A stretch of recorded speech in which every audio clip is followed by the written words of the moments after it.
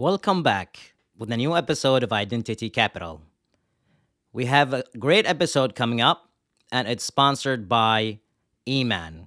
eMan is a software development boutique that specializes in both data architecture and solution architecture. It partners with companies willing to transform their business and startups seeking the scale, the performance, and the reliability of an enterprise ready solution. eMan client portfolio includes several Fortune 500 companies such as Volkswagen Group, Honeywell, EON Energy, and DHL. Experienced team, maximum flexibility, effective communication. Hey, Jose, how are you?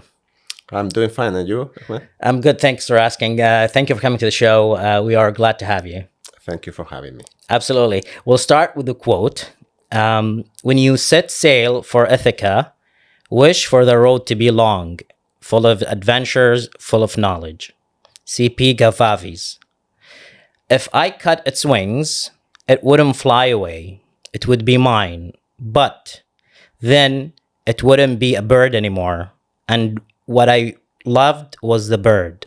Mikhail Labawa. So, what does these quotes mean to you?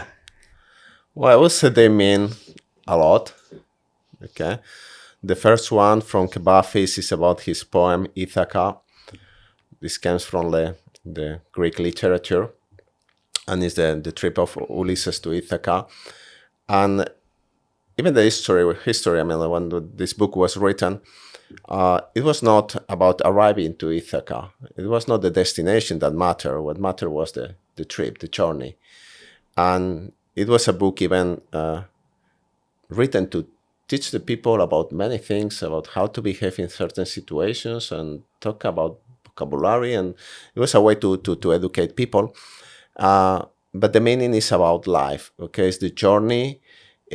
What you are going to face in your life is not going to be always pleasures and fantastic things or whatever. It's also tough times, and you have to endure difficulties and challenges. And at the end, when you arrive to your last days, what you want to have is to have experience, to have try many things, to have memories. Yeah, and it's not if you end up here or there. It's about the journey. So for me, in many aspects of my life, I mean, journey is very central to my life. And the second one is a song from Mikel Laboa. It's a Basque song. It's called Shoria. It's the bird, and it says "Egoa kebaki baniskio." If I will, Please say it in the Basque language first. Yeah, egoa kebaki baniskio neria izango zen zuen alde gingo. Baina nonela zen gehiago shoria izango. That means it's the story. It's presented like the story of a kid who has a bird who is visiting the window of his bedroom every day, and one day he holds the bird in his hands, and the kid thinks first like, if I cut his wings, it couldn't fly away, it would be mine. But what I really loved, it was the bird, and if I cut the wings, it wouldn't be a bird anymore. And that's very meaningful because it applies to different contexts, but one is about parenthood.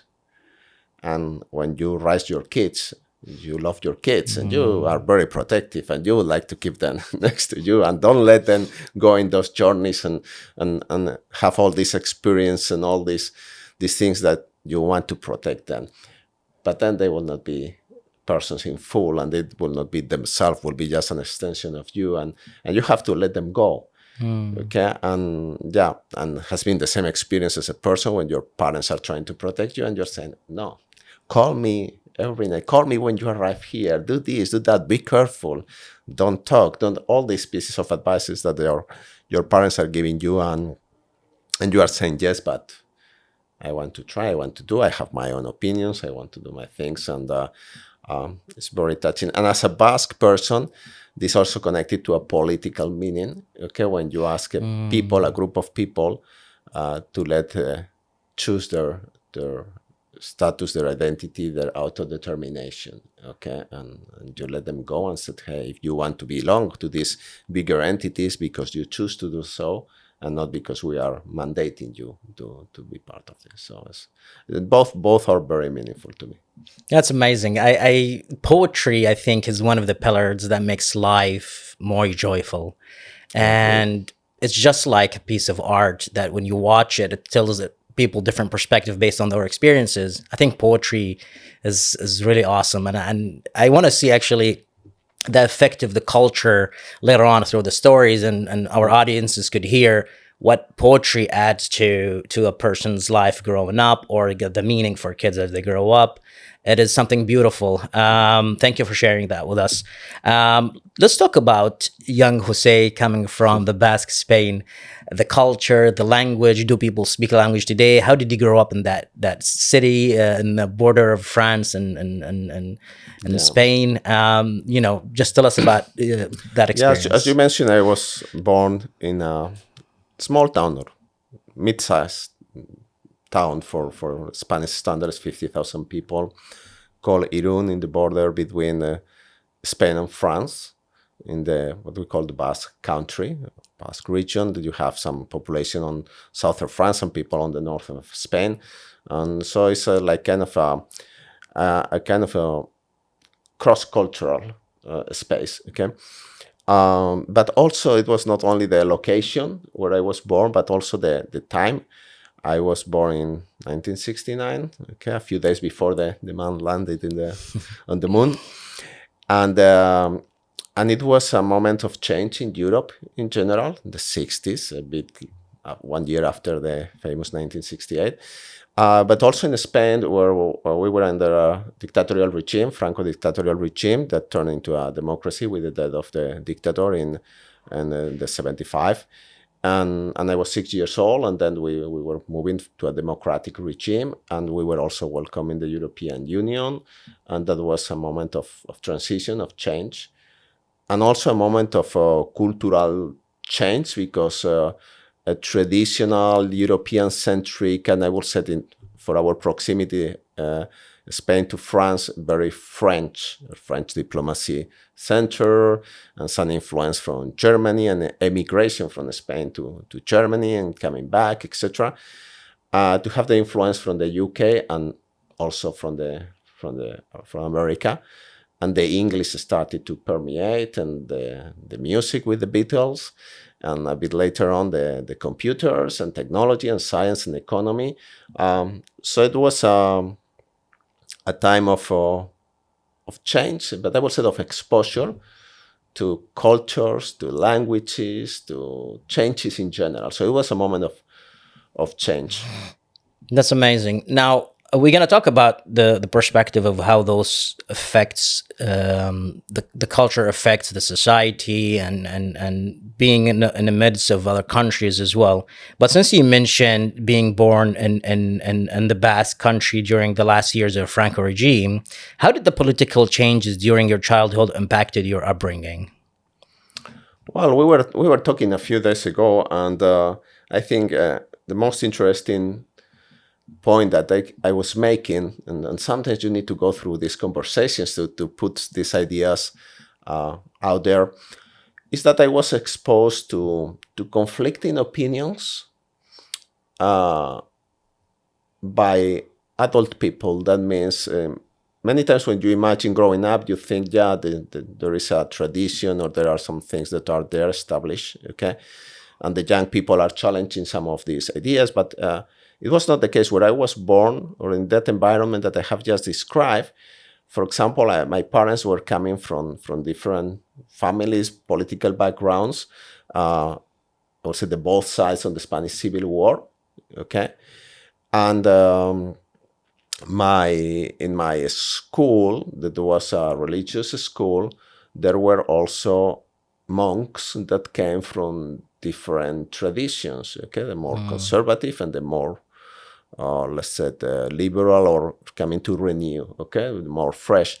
And I was exposed to those kind of conversations, or in some moments even tensions, between different opinions.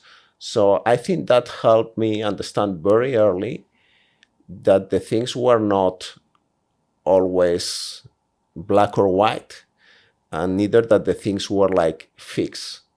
Okay, so somehow I think that wired my brain to set things can be different, and I think that has been also a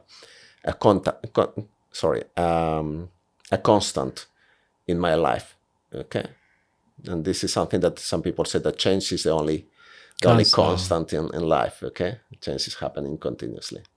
Thinking about, both end of the spectrum in any issue, I think, and it makes it easier for us to find the midpoint, in a sense of those controversies you've been through in terms of political differences, thought differences. Did it give you the eye-opening moment to say, okay, I can challenge authority, I can challenge the status quo? Would say it changed your perspective early in life, and if yes or no, how is that change early in life could actually impact the series or events in your life later on? Well, I would say that the short answer would be yes. Okay, it has impacted. Perhaps because when you are a kid, you try to position yourself, or you are always favorable to the underdog, let's say. You have this situation where you are open to the idea of challenging the power, and if you see someone challenging the power, the tradition, or whatever, you join forces with that. No, this is the natural thing. Okay, I remember sometimes supporting my mom on her let's say differences, no arguments, but just differences with my father, or definitely supporting the young monks against the older ones. For example, I was forced still by the old monks to use my right hand to eat. I am left-handed. My dominant arm is the left. And of course, the young monks were saying, "No, you took the spoon with the hand you won." Okay. So wait, so is this a culture thing in the Basque too? Like you need to use your right hand to eat? But this is somehow linked with religion. Religious, right? Yeah. We have the same thing too. Yeah, the right. But even my daughter here, and my daughter is now 7 years old.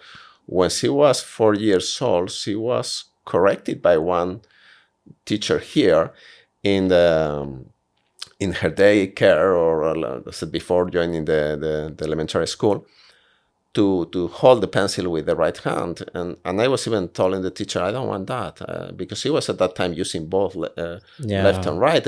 But even this teacher is still in the year 2018 or 19, whatever it was doing that. I said, I already went through that. Okay. And then it came. So wait, do you use your right or left today? I use my left. Oh, you use your left. My left. Yeah, it's a cognitive thing. Like you need. You cannot change it. It's your brain, and also it's when you kick a ball. Naturally, you kick it, in my case, with the left leg. Okay. So with your daughter, sorry, is she? This is 2018. I can't believe this is happening. So she forced her to is for us. She's not didn't force, but incline her to say, "Hey, hold it like this, do it like this." And now the girl, for example, when she kicks the ball, she still kicks the ball with the left.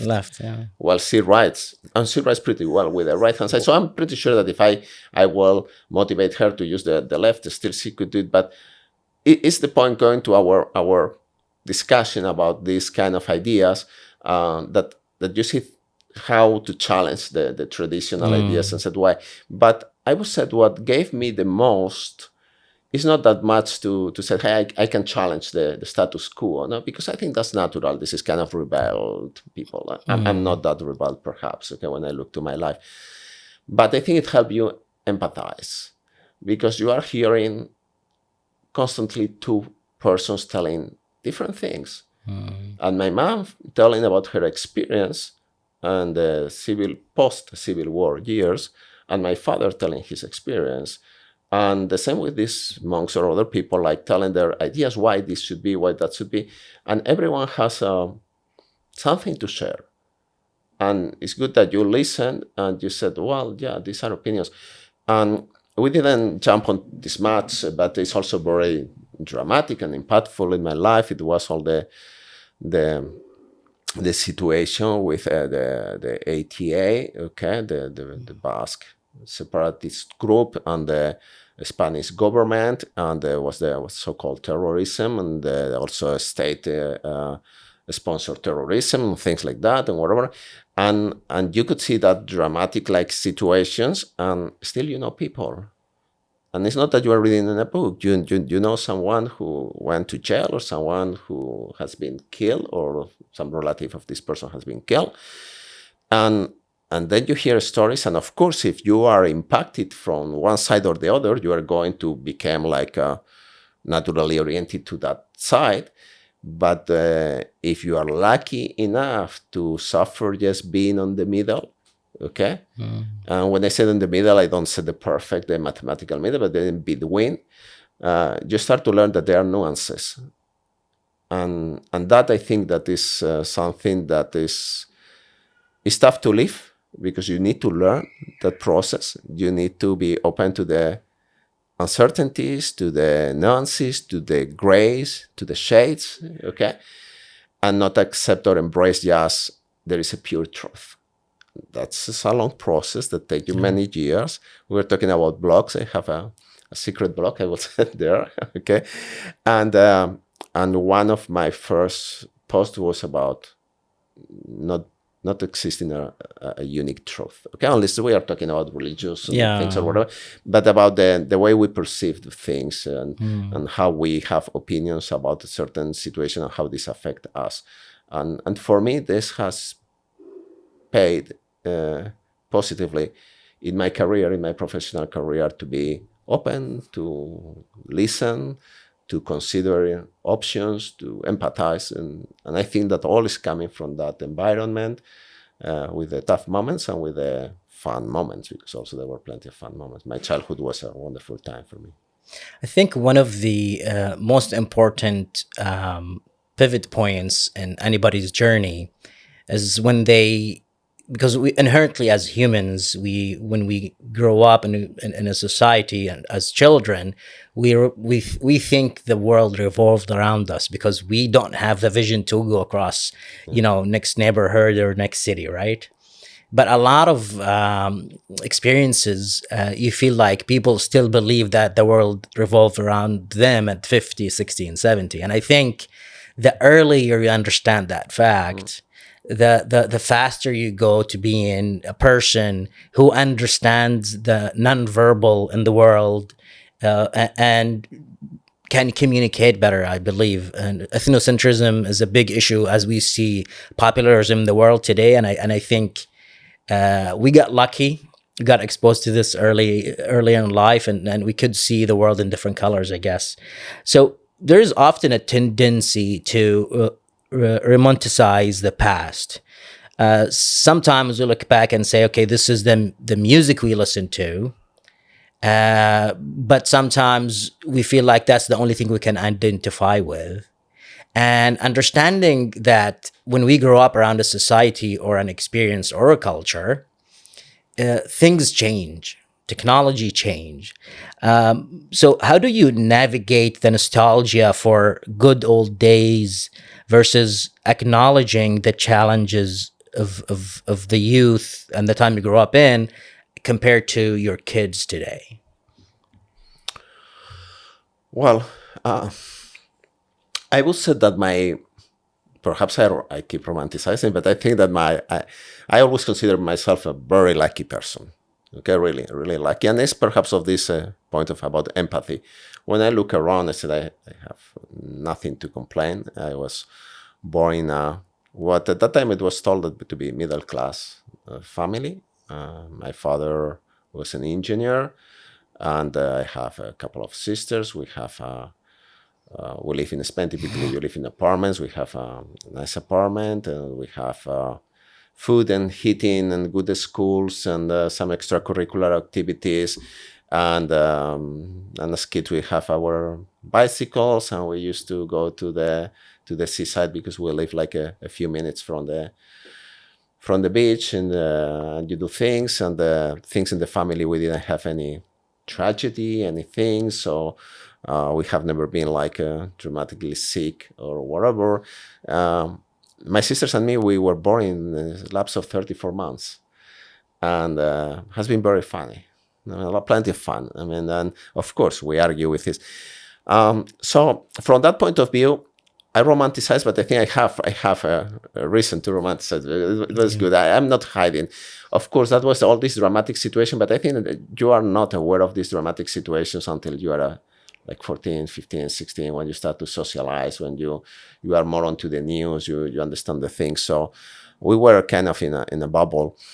Regarding technology, I think that kids adapt very fast to new technology. And also, well, there are for sure people developing technology to make it also easy to use, etc., the human machine interface or the UX, UI these days.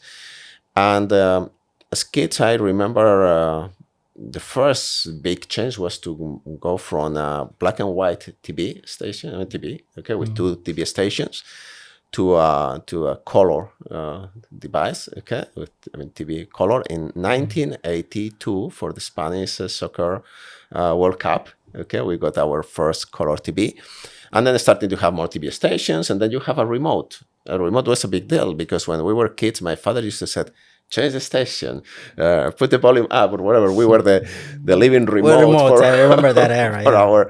for our parents or our father. And then you have a remote, and then the cars start to be The remote came in as like the big bulky remotes, right? But yeah, it was bulky, but not that much. But the phone was but before the phone, we have all this, the compact disc and the portable compact disc. Then later the iPod, okay, and the computers start coming, and the mobile phone. My first mobile phone. First time I saw a mobile phone was with a small suitcase that you bring. I remember that one. Yeah, but that I watched it because someone that we knew, a person who we knew, have one of that. That would be perhaps like the early 90s. And then by the mid 90s, this was my first job, we were supporting like electric power lines, and I need to have a phone. I have my first mobile phone, a Nokia, of course, okay. And but as coming back as a kid, changes in technology were perceived like positively. I don't have the feeling that like nowadays that technology is changing that fast. So everything was like welcome, and it was removing pain points. Like the phone was just removing the wire, the landline, no, the ability to go out, but you were used to live with the things. But no, I will say that it wasn't technological changes that was creating any concern. Were more the personal changes or whatever. It was more like when you are exposing to, when you became a teen, and you start to socialize, and you start trying things, okay? Not again that I have been a rebel or being crazy about trying. I have been always very careful, but I have always keep exploring, and I always, again, talking about trips and journeys and things and travel. For me, the first thing was exploring with my bicycle. Like so many kids, that parents tell you, don't go farther than one block or two blocks, and you go one more block because you know how to come back to your comfort zone or to your safety zone, and you keep exploring. And this is the way that I have practiced when going around the world. And you know your place, your hotel or hostel, or the place you are staying, and then you go and you go one place, and you take one bus or a tram, and then you start exploring other neighborhoods. And this has been the way to go. But I romanticize my childhood, and I think there is a why. I mean, yeah, absolutely. I mean, we all remember the old times, and we feel like, okay, we lived the best times, but every time has we lived the best time. I think so too. yeah. But thinking about, the childhood, that in the neighborhood, there's physical activity, there's this diversity of thought, transition to more democratic code for the country. And growing up and seeing your dad, had a job, your mom had a job, but you felt like there was motivation to go to school. Let's talk about education segment. How did you choose your major? Where did you go to your undergrad? Did you do master's, PhD? Let's go through the education. Yeah, for me, I mean, education was perhaps the natural path. I mean, going to college, because my father was an engineer, and my father was very risk-averse person. So my father was not supporting entrepreneurial activity. Even there was a time my mom wanted to start a business, and my father was saying, "No way." No. Okay, and and I chose to be an engineer after many years telling I don't want to be an You can't engineer, do because that. my father, of course, was telling me, oh, you should be an engineer. And I have some other uncles that were in the profession, a technical profession, and everyone was expecting me to be even an electrical engineer. And I was saying, no, I don't want to be an engineer. And I love a lot biology. And in high school, I was studying still biology. And I like it also economy. But then it happened that the time that I was enrolling or applying for college, there was in Spain, and they were telling that engineering graduates, they have always a job. So and that was the reason. I don't think it was a good reason. I mean, if I look now retrospectively, but at the end of the day, I like it. I enjoyed what I did. It was a tough degree. It was a 6 years degree, very thorough. Let's say a curriculum that you go to mechanical engineer and electrical engineer and metallurgical, and you study things as diverse like thermal engines or pumps and fans, and then you do a bit of economy, marketing, even psychology. Yeah, the decision was a pragmatic decision, but it happened to be a good one. And still, I keep reading a lot about politics or about economy, and that has been also something that helped me bridge to other roles and not a pure, let's say, expertise on engineering. And this was undergrad, right? When That did you was undergrad. when That did you was undergrad. graduate? And I graduated in 1993. and there was a crisis at that time. Again, yeah, because I mean, Spain has a tough time on the 80s, 90s. Okay, and yeah, when I graduated, I took an internship of 1 year internship in a different city in Burgos, and I was working with a consultant, and I learned a lot. But well, the internship was pay really nothing. So finally, I landed a first job, and I was nearly a couple of years with a company, and then I decided I wanted to do something more. These were small businesses. I felt that I haven't spent 23 years of my life or 20 years of my life studying for just doing what I was doing in those two companies that were, from technical point of view, not that challenging. I may have found it something challenging to do, but at that time I was a bit like, no, this is not fulfilling. Then I decided to go back to the university and do advanced studies on mechanical engineering, on fluid mechanics. And I joined also at that time a research laboratory on combustion, basically coal combustion, some biomass combustion, but basically coal combustion, and some facilities that were semi-industrial and some laboratory facilities. And I spent 4 years there, and this was in Zaragoza. And I graduated there, or I moved from there at the end of the year 2000, joining the corporate world in 2001, the 2nd of January of 2001. Awesome. And so when you finished this period, you got your first real job, right? Yeah. Yeah. And Well, I got that first real job of 1 year and a half, yeah. 2 years in a small company that was also very fulfilling, because it was about transforming. That the company was struggling with their financials and their business model, because they were transitioning from a kind of a business model that they have a captive customer until a full market, I mean, open market, and they need to transition. And it was a nice job, but at that time it was like, for me, it was like saying, well, I have done this job, but now technically it's nothing more. Again, today I will consider all those things differently. But at that time, I consider I have done my process. I have learned some things, and I wanted to go to something more technical. Interesting. Now we are at the year 2000. You're at this new job. Let's talk about the experience. Yeah, I would say this has been one of the foundations of my career. This job was a very good one. We sent a research and development team. What company was this? Valeo. Valeo is a French component maker for automotive. But some people define it that it's more like a bank working for automotive, because really they manage all the processes and everything so well that their business is on being like making the money by making processes properly and the things like this. It's very systematized, and we develop the products with targets not only in the cost per project but cost per product, and when you customize for a customer on margin, and everything has the right procedures. There were like what we call the 5 axes in Valeo. You learn very well about how to run a company.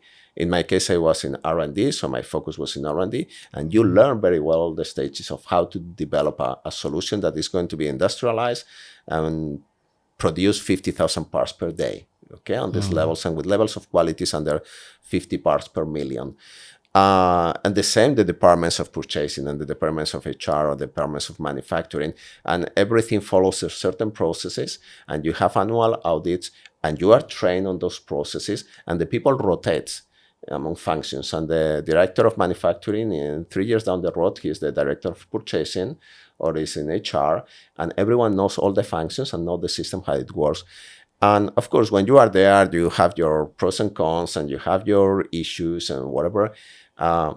But I have always been very grateful to what I learned. And in terms of development, it was a very nice job. Again, I was lucky to land on a team that this was developing new products. And we were starting from a blank piece of paper and designing and prototyping some solutions and going to the prototype shop and working with people who have been there for 20, 30 years that were helping us. And we were doing really some, you could say, like toys that we could test the performance and we could do things. And then we were moving to making drawings and specifications and developing vendors and then testing and creating the standards for these products, and then all the industrial means, and then all that. Really fulfilling. And in this job, I have the opportunity also to spend a bit more than 1.5 years in South Korea. We were bringing there 2 production lines, and we were also creating an R&D team. And again, it was challenging because it was a 50-50 joint venture between the French company and Korean company. And in the same sector, or it was a new sector? Same. The same thing, the same product. Okay, we were just different like parts. No, even the same parts that I have been 5 years doing. That's why we So, were moving. well, I guess why the joint venture was established? Because of a client. We were working at that time for Hyundai. Hyundai Motor Company, and Hyundai was requesting to deliver locally and to have a local manufacturing site. So, and they were also indicating you should do a joint venture with this company. Joint venture directs a lot the suppliers. And we were establishing there. And at that time, even at the very beginning, we were saying, this is going nowhere. But, well, they are there. We started in 2005-06. And, well, they are already 17 years running. And, yeah, and they keep on business and doing very well. But that was the whole thing with Valeo was very learning experience. I mean, it was awesome. Great. They grow a lot. Something came up to my mind earlier, but since you said South Korea, let's talk about South Korea first, and we'll go to the French experience. So South Korea, after World War II, it came out of occupation by Japan. The economy was horrible, and then there was this war with North Korea, which ended in a stalemate with 3 million people dead. The country became supported in the north by communist and in south by capitalist. I myself, I did work in a Korean company in Qatar in 2005, LG Engineering Construction. And I do remember the Korean team, the first time I worked with them, I was amazed by the work ethics. They come early in the day, they do their sports in the morning and training. Everybody was involved, and then it is work for over 12 hours. You clearly see the Korean society is very work-oriented, and they care about work and how things are done properly a lot. And when you dig deeper in the Korean society, you realize that, as my boss says, in the 50s, he used to having people, small kids coming to their house, knocking doors, asking for food. And look at today, Korea is this country where it has multiple conglomerates of corporations like Samsung, Hyundai, and so forth, that is in the edge of technology, and it's just a different world back then and today. But there's consequences with that too. So if you dig deeper in Korean society, there's higher rates of depression, higher rates of a lot of factors that stems out of cognitive disorders. It's I think it's called cognitive chaos or something. Part of that is something called the best or nothing, meaning people care about you need to get 100% or get nothing. So you living there, coming from the Basque, working for a French company. We'll cover the French aspect later on, but I want to focus in Korea. How was your experience for 18? It was 18 months, right? Yeah, basically. How was your experience? Knowing all of these facts about the Korean society. How was your experience when you worked there with just the society in total, the work ethics, and the differences where you came from and going to, especially it's a Far East country. Well, the first thing I will say that Koreans are not that different from Spanish. Okay, I call them the Spanish of Asia. Both Spain and Korea are peninsulas, and in fact, even South Korea acts like an island because the border with North Korea is close. But the way they drive, the way they party, and other things have similarities with Spain. Okay, and the character, I will say. So the description you have made, I will say, for me, it's a bit like the official description. Okay. After the stalemate on the war that is even till today, where people separate in the north and the south, the north became a very close regime, even with the support of China, but still very, very close, etc. The south, during several years, I would say nearly 30 years, didn't develop much. Okay. And most of the economy was run by these, let's call the chaebols, okay, these big companies, these consortiums that later were given, okay, to certain families, okay, like processes that we have seen in other places around the world. That there was a kind of privatization or whatever. And it's in reality in the 80s when South Korea started to develop and move fast with the famous, you may remember, the Asian tigers. Okay, Taiwan, South Korea, I think Malaysia and Japan or something like that. There were four countries that were developing very fast their economies, and there was a boom. Okay, and in that boom, some people somehow got rich fast. They have access to technology fast, and somehow I think it created a feeling that being successful meant like having money and being successful in business. Okay. Then it came a crisis, okay, that hit very hard to Korea, and many people also lost their jobs.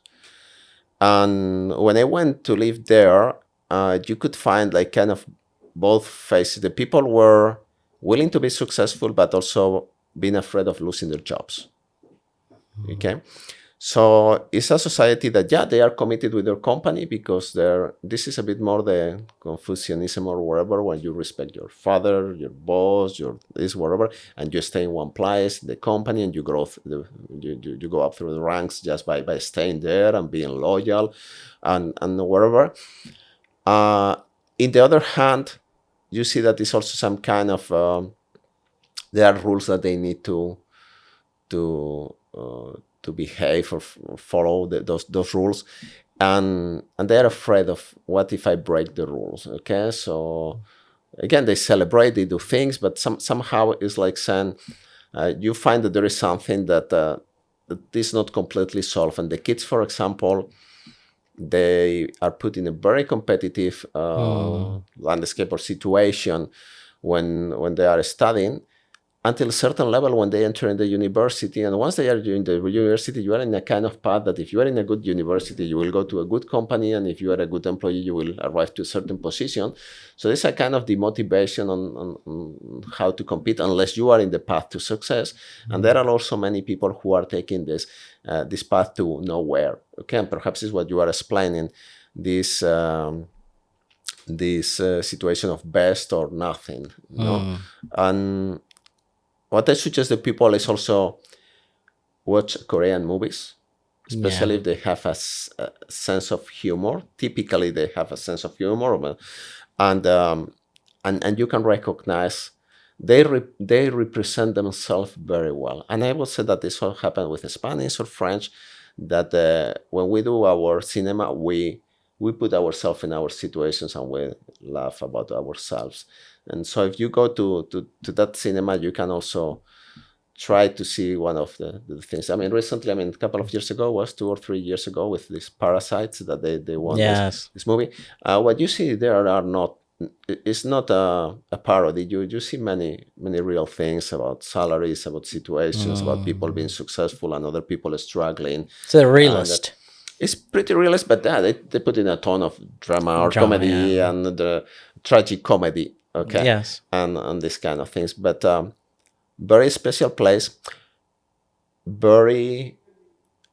a very safe place, very honest. All Asia in general, I have the experience and going around and people are very nice, very welcoming, and I keep great memories. And despite it was a tough time work-wise because of these tensions. What year was it? 2006 and 2007. I joined there in February 2006. I think I went before in 2005 or had some meetings and preparation. I have preparation for Korean culture.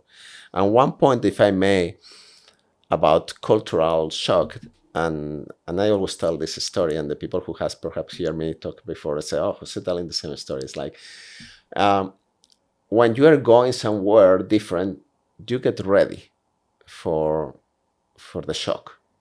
It happened to me going to Korea. I was ready. I learned. I did a training about Korean culture. I read books. I prepared myself a bit about learning some basic thing on the language.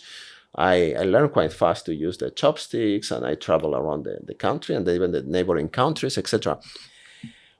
And I spent 6 or 7 months before coming back to, I think even 9. I think the first time I came back from Korea after joining there in late February was in December for Christmas break. And when I landed in the Paris Charles de Gaulle airport, my brain was telling me, hey, this is something that you need to pay attention to. What's happening there? And I was seeing or meeting Europeans, or let's say the Westerner faces, and I have been for so many months in Korea, and every time that you see a foreigner is someone like a special, let's say, someone that perhaps you relate and you can talk, or is someone that you know, because there are just, I was not living even in Seoul or in Busan, the two main cities. I was living in Changwon, the city of Changwon, that is a smaller city, and there were a bunch of Europeans or even Americans or whatever, 10, 12, 15 people. So your brain is ready that when you see one, you look and said, oh, let's see if this is a person that I know. Then when I landed in Paris, my brain was triggering notification. Let's say with your phone now will be doing ping, ping, ping, ping all the time.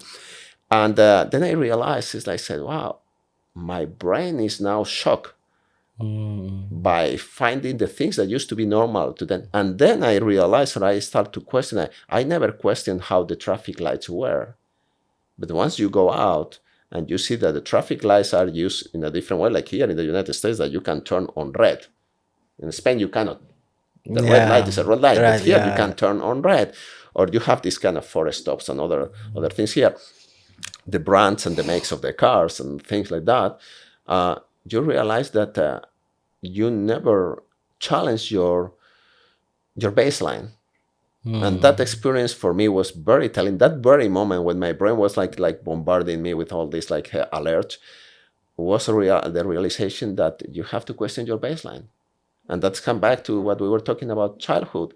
It's like saying, yes, you can you can question the baseline, you can question the standard, you can question the, but I said, like, why not? Okay, that's my experience in Korea, I was said.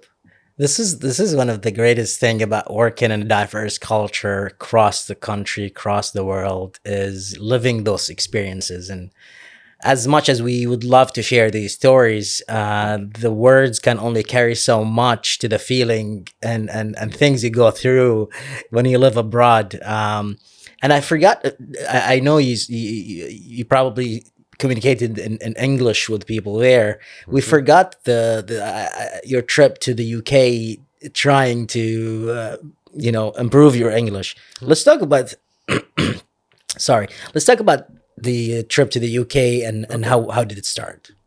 Boy, I went to UK, was the summer of 1990. Okay. I have just turned 21 years old. Yeah, 1990, yeah. And actually I went by truck, if we stick to the British standard, by a lorry. Okay.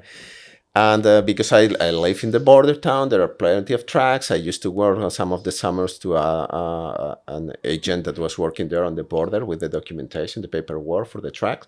And then he got me a ride on a truck from Irun, my hometown, to Poole. And then Poole, I jumped onto a train and I arrived to London, to Victoria Station. The first memory is like on the track, there were one guy from more or less London area, okay? And his best friend that was driving with him, accompanying him on this trip, was from some kind of 100 miles or 150 miles north, okay? More around, I think, I don't know if Leeds or some place like that. I cannot remember now at the moment. And between the two of them, sometimes they couldn't understand each other, okay? And I was telling to myself, well, if these two gentlemen, they don't get to understand each other, how is it going to be that I'm going to understand something? And well, but there was a nice trip, a nice English breakfast on arriving to Poole. We took the ferry boat. It took all the night. Nice. And then as we were waiting for clearing the customs, we have these beans and sausage and ketchup sauce and whatever. That for me was kind of like like it was not in my standards, but it was awesome. I was hungry, so it was good. And then I arrived to London, and was also my first experience. I was with a piece of paper. Well, at that time there were, again, no GPS, no mobile phone. I remember a piece of paper with an address in London. Yeah. And just I was asking the people, and my English was really poor, okay? But some people took the time and told me, oh yeah, take the red line. And I didn't know how to take the red line of the underground there. And someone told me, oh, follow me. And I was saying, how this guy knows all that? And then later, you know that you just need to raise your eyes and look at all these signs. But it was first time to me to go on the subway, on the metro. And I arrived to my destination, and I spent 3 months there. It was amazing time, and I was too naive to take really advantage of being in London with 20 years old, okay? But you learn that with the years, and said, well, yeah, I attend some lessons, I visit many touristic places, I met other people, I went to some crazy parties that you were like saying, where I am and what is this about? And you can imagine the 90s and in London, there were a moment where everything was happening. And again, for me, it was a peak on that. Of course, I was not on that. Someone was saying, hey, I remember one day, let's jump on a car. We are going to this party on whatever, and you arrive to some place and people greet you, and you are in a place that is dark, music thing, whatever. And that's an experience for a kid that was the first time going to a big city from my hometown. And the same summer, I visit Paris, France, for 1 week. And then later in the year, I visited Madrid. It was the first time for me. I visited the same summer and fall. I visited the three main cities. And what was an experience, was eye-opening. And then the next years was my military service for a couple of summers, and then completing my degree and going to Burgos that I mentioned before, and then later back to my hometown, and then to Zaragoza. It was like that trip was a kind of initiation trip, I would say. Yeah. This is I think you put the point at a very important part of education is going to a different country as an Education. academic program abroad, or learning another language. It just opens your eyes and mind early in life Mhm. of the possibilities. And again, this goes to the point of it's just what we talked earlier about, the world doesn't revolve around us. It's like an electric current that the further you go, it needs a boost. So every time you Mhm. travel, you get this reminder of what a wonderful world this is. We have different people, different languages, different backgrounds, and we all share different values, but we meet somewhere as Mhm. humans. Now, remembering this is in the cusp of technological change in the 90s. The story of you having your first computer at 14. Yeah. Let's hear a story. Well, we're going back to the 14, and then the 14 was actually my first trip. And let me Mm. mention that there was an exchange program for learning French, and my sisters were in that program. And as we knew the second year, I think the family and they were repeating this wherever, I was offered the possibility that when they were doing the exchange program, the whole group of students were in Spain, I went to France. Oh, Okay. so you did go to France at 14. 14 for Okay. 15 days, and then all the group went to France and I came to Spain with the French boy. And but these were my first 2 weeks outside and no one nearby, because my sisters were in this frame that still they have their Spanish colleagues and others and they meet from time to time. Mm. But me was an exposure to really go 2 weeks, and it was first time, of course, super protected, and the environment of a family, a wonderful family. Still our two families are remaining in touch. But that was my first, and then really this trip on my 20s, and going to the computer, my Sinclair Spectrum 48K. The first computer I accessed, I was in a public library, something like this. I remember IBMs with the big floppy. This the Mm. five and a half inches, I think it was.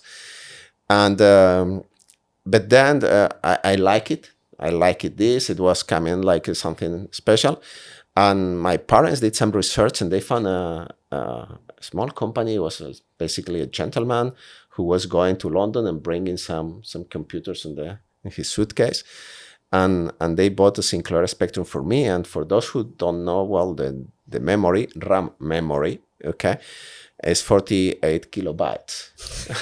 Okay, and this is all what you have, and then if you want more, you have to use a tape, like a music tape with a Mm. music cassette, okay, that you put there, and you plug, and you record the noise, okay, of your kind of modem. Okay, it's a modem that is recording, and you record the audio in your tape, and then you back it up to your computer when you code something longer than that you want to have it when you unplug the computer, and you don't have a screen. You use your TV. You plug it to Mm. your TV, and it has a small speaker, so the audio was coming from the computer, the beeps and the things, but the video was on the screen. What was the operating system? I was coding in BASIC, Basic. but I don't know. I'm pretty sure there was some assembly language in between the hardware and the. I mean, BASIC was the high Mm. level. I mean, I was each key has on top of a letter, you have a command. Okay, each key has the command, and with that you build. The predecessor of this was the CX80 or 81, and I remember a friend having that, but it was even much smaller. Even the keyboard, you don't have the key to push like in the 48K, but you have like sometimes in the ATMs that you have to press some kind of membrane Yeah, or something, yeah. and you were doing just basic calculations, and you don't have functions like the sine or the cosine or things like that. Um, I like it as that computer was the first. We use it both for gaming, because you could buy some tapes with some games. Okay, there were some magazines that were coming every month or wherever, and you have some examples on how to code, and you have some tapes with some games and whatever. Okay, and then at that time was all that time that piracy, but was piracy not for the sake of not paying, it's because availability was not there. So someone got a game, and you go and you copy the cassette, the audio, in a machine that was copying typically music, and you get your game and you play games. But I also used to code my own very simple games, and that was my first time coding. Yeah. That's amazing. Yeah, you remind me of a story. The hard thing about hard things, a book by Ben Horowitz, and he talks about you guys both in tech, and his experience almost the same. Early biking, buying a computer, and coding. And I feel like in technology, there's always this adaptability to change, and you have this computer where limited resources, you can't look up things online to figure out how you code. But this is the skill that taught you so much at an early age. Comes another experience to mind. When we worked together at Bama, Yeah.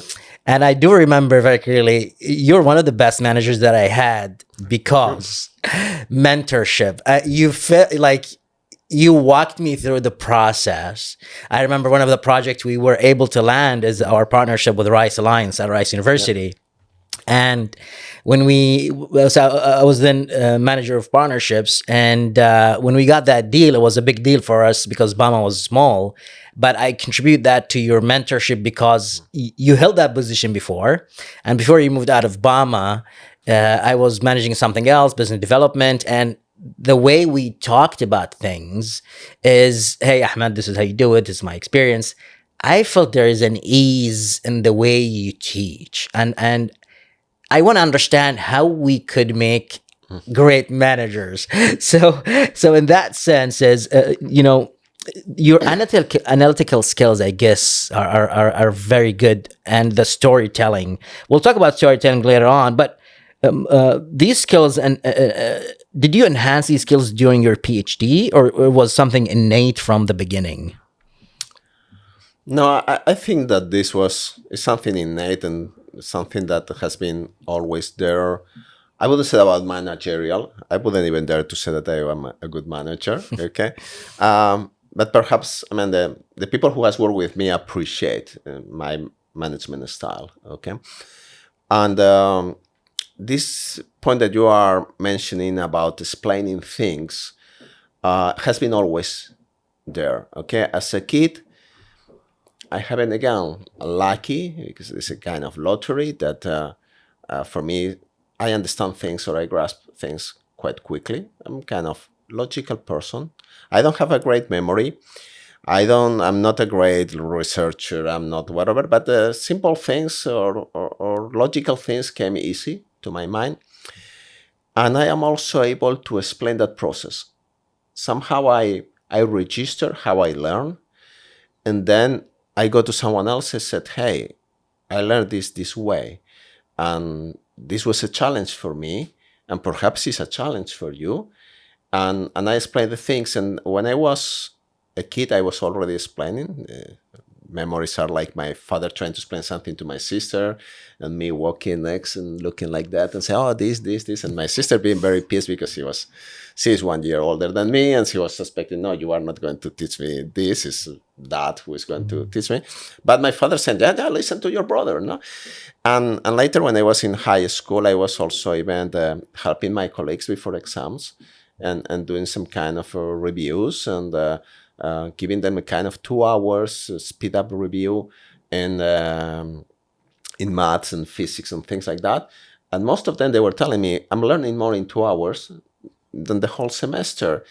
And it's not that we didn't have good teachers, because those teachers have taught me the previous weeks. No, the point is that some of these teachers were not able to go down to the level those kids need, or they didn't have the time, or they didn't want, or it was not the curriculum, whatever.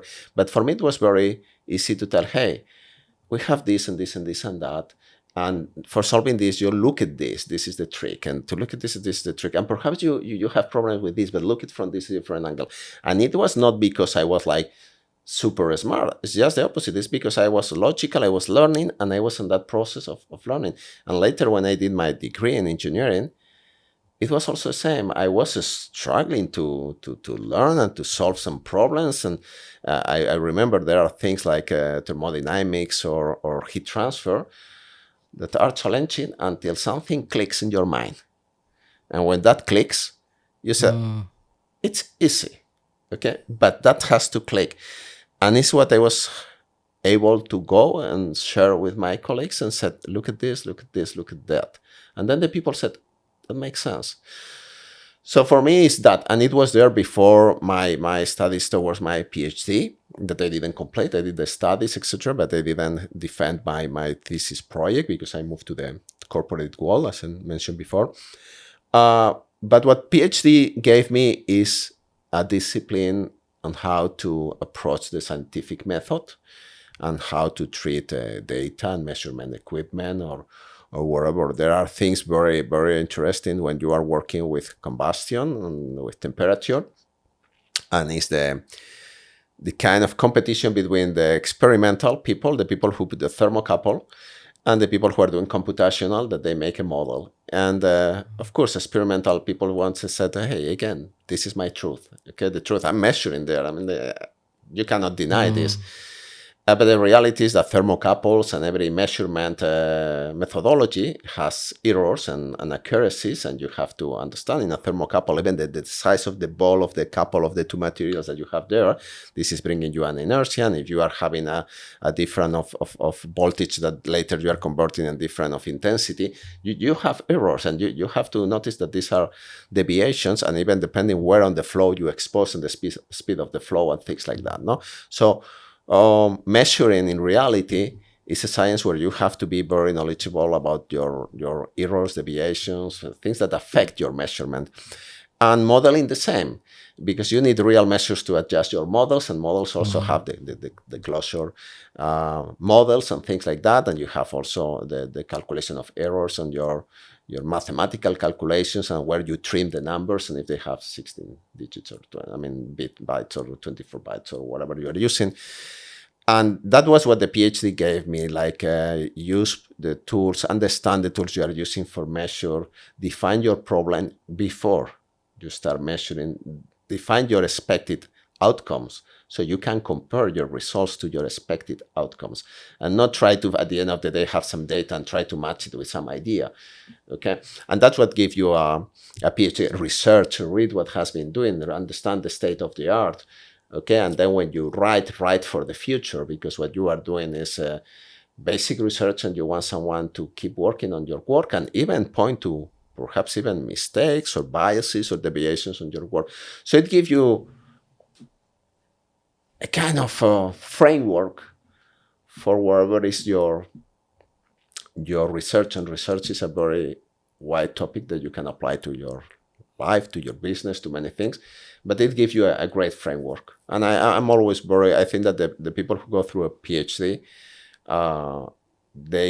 most of them, of course, there are programs, but most of the people who has gone through a PhD has that ability to think twice. This is what I'm planning to do. This is what other people has done. This is what I'm going to use to try to validate my proposal. And always, and that will come again to this truth and things or whatever, scientific method is not about truth. Okay. Scientific method is about models that represent what we perceive. And they are models that are valid until someone else came with a better model. Yeah. Okay. And all this is what the PhD gave you. But the logic and the understanding and teaching other people, it was there. I like this concept you talked about. Oftentimes we think science itself is, embedded in certain ecosystems in terms of we came and found out. A lot of the interpretation of scientific methods come from us humans. This is the burst understanding we understand for physics, math, based in our interpretation, the way we look at things. And this is, the scientific method we call a scientific method, right? Yeah. And, learning these skills and these tools, doing your PhD, is very critical in certain aspect of knowing errors of certain materials. And you in the paper it says these numbers, you take into the field and you realize certain things doesn't fit. Like if you have a magnetic field error or irregularity in the magnetic field in earth, your tool is not going to read right, or the errors with the measurements. And this brings us to a point about communication. Us engineers, we are guilty of, as a lot of people say, guilty of not communicating very well, because you study a lot, you're in school. So personal interpersonal communication, whether it's verbal and nonverbal, engineers lack of a better word, communication skills. But when we had, I think, 8 months ago, we had a project, and you explained very difficult terminology, very difficult architecture and design aspect of programming, and I'm like, okay, I understand everything. So narration, I think, is a great skill to have. I don't know if the book writing for radio has a reason to do with this, but let's dive in a little bit into the skill of narration and storytelling. Yeah. But I think that communication is one of the challenges out there for humans and all the levels, from the individual level to communicate to the next person next to you, brought to the complete other end on all this geopolitics or whatever. Communication is a big deal. I think it's very difficult to communicate. It's a lot about understanding or reading the room or the situation you are. I'm not good at communication. Maybe with you it works because you are also an engineer. You like someone who explains, I am high context. I talk too much. And when I said to people I am introvert, people laugh. And I said, Jose, you talk a lot. You cannot be an introvert. But I said, no, I am high context introvert. Yeah. That means if I trust you and I feel comfortable with you, I talk. But if I go to a room with 20 people I don't know, I don't say a word. But when I talk, I give context. When I write emails, and that was one of my issues at corporate, people said, your emails are too long. I said, yeah, but everything is there. You don't need to send 8 emails. But other people like, and they find it, that is the way to work, that they want to exchange 8 messages until they realize or they arrive to the point they are trying to make. And for me, sometimes it's better to provide the context. I have learned also how to arrange my emails on wherever, but well, going to storytelling, that I think is something that I always love to hear stories, for sure, as every kid. I have some friends, and I'm having a friend of mine who is a travel photographer, is an artist himself, also a painter. He tells stories that is amazing. You are listening to him, and he is telling a story, and it takes 45 minutes or 1 hour to tell a story that even you have heard him telling before, but he tell it so much. I always love this ability. I cannot be close to tell a story properly, but there was a time that I felt that I need to improve my way to tell stories, and this is when I learned this book. Okay, a lady I met in a train, was teaching journalism in Madrid, and I was talking about this, and she told me, "Hey, read this book, Writing for Radio," and it's a great book, and that I suggest even for everyone on the startup ecosystem and all that to read, because it's telling you how the people who are on the host for radio programs, they have to write the scripts, and how all these novels in the 20s or the 40s or the 50s, how they write all these things, and said, hey, you have to build in the mind of the listener an image, story. He has to see this story. And if this person is not seeing that someone is leaving the room, whether you have to say Tom is leaving the room, okay, or you have to add a sound effect that is plump, it's a door closing, and because of the context, you are going to understand that Tom has left the room. And of course, that's a book with plenty of tips, plenty of ideas, but how you tell the story is very important. And it's very important to understand the channel you're using. Here we are using mostly audio, but we are also using video. If you are using only video because you are doing an ad that is going to be on a billboard, it's different. If you are just using audio on someone who is not going to be watching the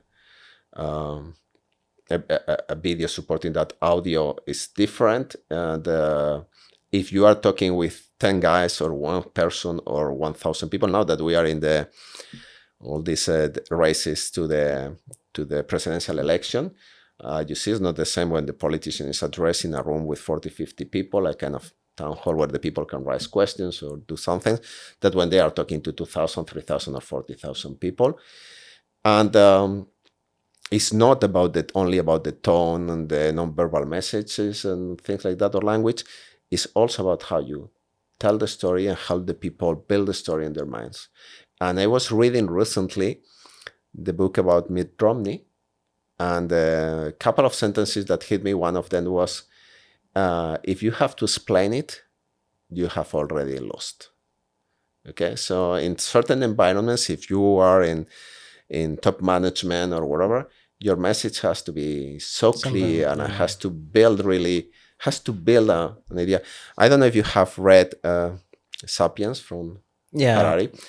So many people critique him because of it's not scientifically whatever, but still his idea is about creating a story, about the things that allows that the humans to communicate in big groups and collaborate in big groups. Is that because you are able to create some idea, okay, and to a story that can be the story of a nation, or can be the story of technology, or a story of like when Kennedy said we are going to go to the moon. Okay, and it's one sentence, but he was not telling about we are going to do something very important, very scientific, we are going to build a rocket or whatever. It's like saying we are going to go to the moon, and we are going to do it this decade. And that builds, and the people that is listening, like say the moon, yeah, they see the moon and they see themselves. So from politicians we can learn a lot, but even from the stand-up comedy. Stand-up comedy is a great thing that you said, hey, I want to be prepared, and I'm tired, and again, I'm a startup founder that I have been working for 60 hours this week. I want to do something. What's a stand-up comedy? And you will see how they tell the stories, and after 30 seconds, you are laughing because you are seeing what they are telling you, and they have just used 3 sentences, and they have put you in a situation, and you are living that situation. You are really in that situation, and they have used 3 sentences. And as founders, we fail to do that so many times with investors, with a pitch, in a networking event. Someone is telling us what you do or what you are here or whatever. And we are not able to use 3 sentences to pass a story. So this person visualize. You remind me of, there's so much in these few minutes that you talked about the experience. You remind me of startups and VCs, and always the storytelling is the element they tell founders to perfect. And to this point, I was in San Francisco. I was invited by Anderson Hurwitz for a holiday party. And there was great investors, very famous investors. And when I talked to them, like I've talked to a couple of them, one of them, she was, very impactful in her field as an investor, but as a doctor too. And the way she narrates, it's very obvious that storytelling is part of what we do. And I have read Noah Harari's book, Homo Sapiens, and I do believe, the story, we are a story as humans. And the more we narrate our connection to each other in a story, especially in conflict, we're going nowhere, because there's discommunication and connecting not only people but cultures too. This brings me to creating stories. So you had a gap year where you just went about 6 months to a lot of countries at your 40s. Yeah, so you were 40. You had 39, I think 39, but 39, 40. 39, 40, yeah.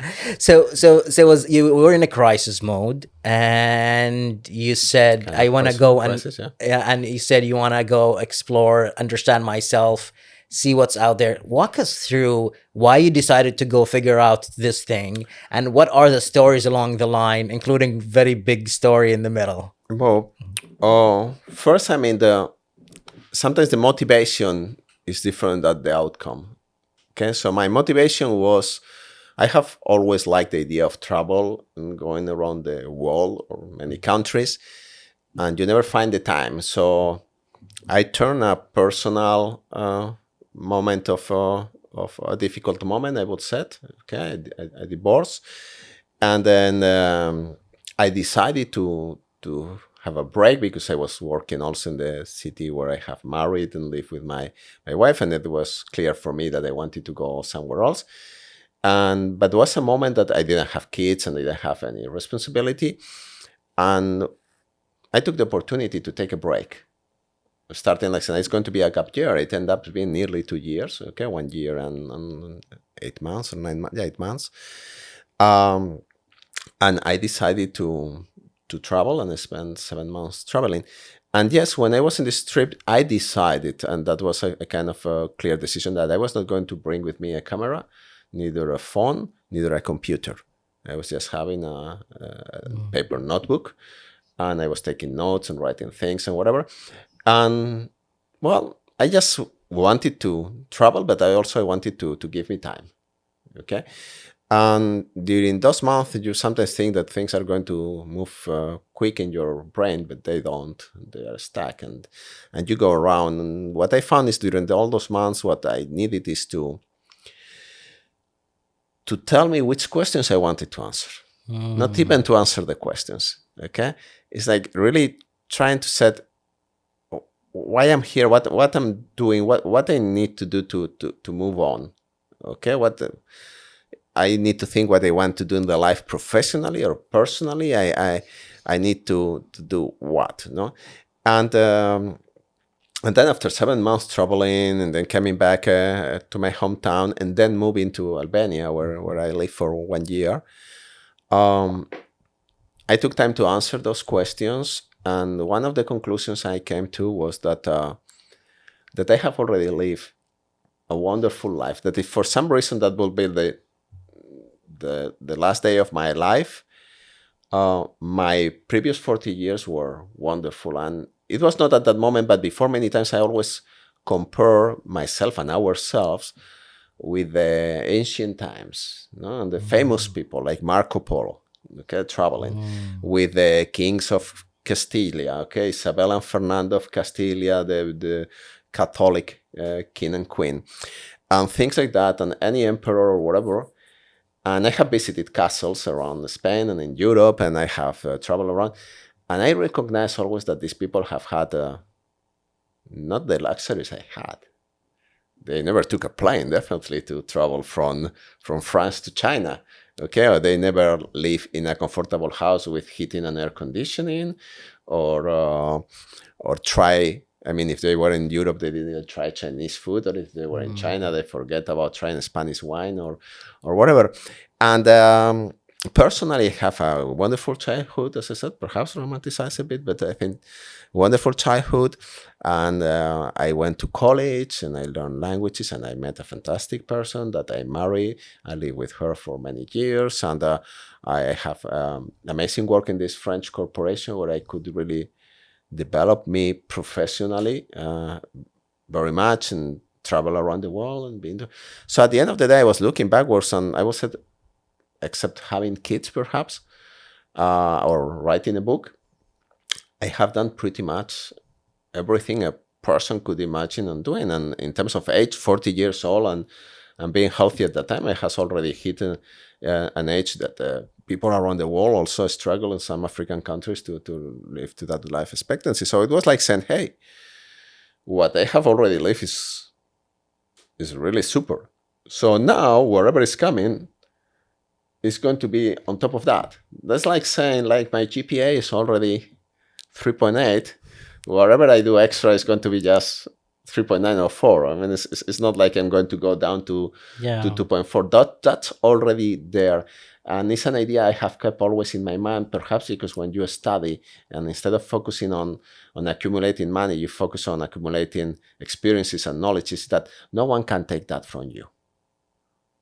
Okay, so you don't have the feeling that, hey, someone is going to come tonight to my home and is going to steal this. No, what I know. My experience are my experiences. Of course, you can have a certain a cognitive disease and lose your memories and things like that. But on the practical side, on the day to day, no one is going to take what you have learned, the languages that you talk, your engineering skills somehow, or at least your basic logical skills and understanding skills, and the friends you made, the experience you have, or whatever. And that was like this. And then I started the second half of my life. I really consider my life started there as a second time.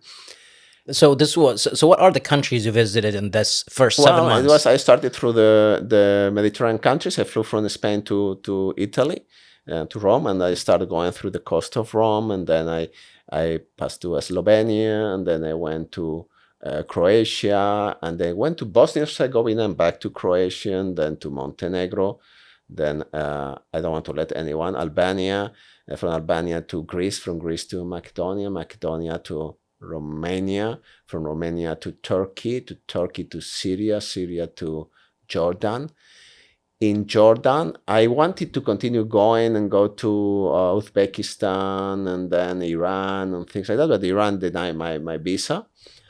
And so I have to replan, and then I jumped to the Southeast Asia to Thailand, where I managed my visas for Vietnam and I think Cambodia or Laos, one of these two. Then I crossed to Laos, Cambodia, Vietnam. And then I needed to go to Europe for a couple of weeks, flew. And then when flying back, I went to Shanghai. And then I went up the Yangtze River, like first, train from Shanghai to Suzhou, and then Wuhan, then Yichang, that is where the Three Gorge Dam is. And then I took a boat, the night boat that is only for locals, not the day boat. And I went through the Three Gorge during the night. And then, but you still can see that. And then I arrived to Chengdu. No, Chengdu is the last one. It's Chongqing, and then Chengdu. And from Chengdu, I flew to Tibet. And from Tibet, I went to visit the Everest Camp and the Namso Lake and other places. And then crossed to Nepal with a very amazing road that goes down from Tibet to Nepal. And in Nepal, I stay, and I have my best friend who I met when I was 3 years old. He joined me on the safari we make in a national park there to celebrate our 40th birthday at that time. Nice. And then we crossed together to India, and I was robbed by my small backpack, not my big backpack, in a train. That was my welcome to India. I spent some time in India. I visited Taj Mahal and Delhi and other places. Later on, when my career in Honeywell, I visited Bangalore many times. But that was my first time in India. And after several months, and also having some intestinal problems and whatever, after 7 months on the road, I flew back to Europe. And I wanted to go to some country. And then I said the three best countries I have visited. And this journey were Albania and Syria and China, where I would like to extend a bit my stay. But Syria, you could get just 15 days visas, 30 days maximum, something like this. And China, no easy way if you are not working for a corporation, something like this, to go there. So I chose Albania, and I got a 1-year visa as a student. And I spent 1 year, September 2009 to September 2010. And well, I fell in love with that country, and I found wonderful people, and I traveled the country, and I even crossed some of the northern valleys and horse, and wonderful. And I learned a bit the language. And so you lived a while in Albania too, right? 1 year. 1 year. 1 year, and I also learned a bit Albanian language. I was able to communicate basically, and when I went through all these mountains, and then I have a friend who was fluent in the Italian. She has lived in Italy, and together we were translating to Spanish one book. That was my only approach to to writing a book was not writing, it was helping translating a book, but was also a very nice experience. And this person owned a library, and I was helping with that business. And later I moved to the Czech Republic to work for Honeywell. That's an amazing story. Yeah, it was a good time. That's a lot of countries. Yeah, a lot of countries, and great people always. And yeah, what I can say. Amazing. Now, when we talk about travel, did you meet your wife during these travels? Yes, That's just what. in fact, I met her. Let's talk about the city where Montenegro. the story with the exit thing. Yeah, I mean,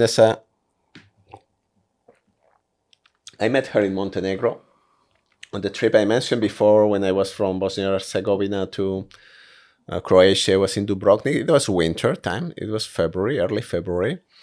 It was cold because all these coastal cities for summer, they are prepared basically for summer. And then in winter, they are not like the great cities to be.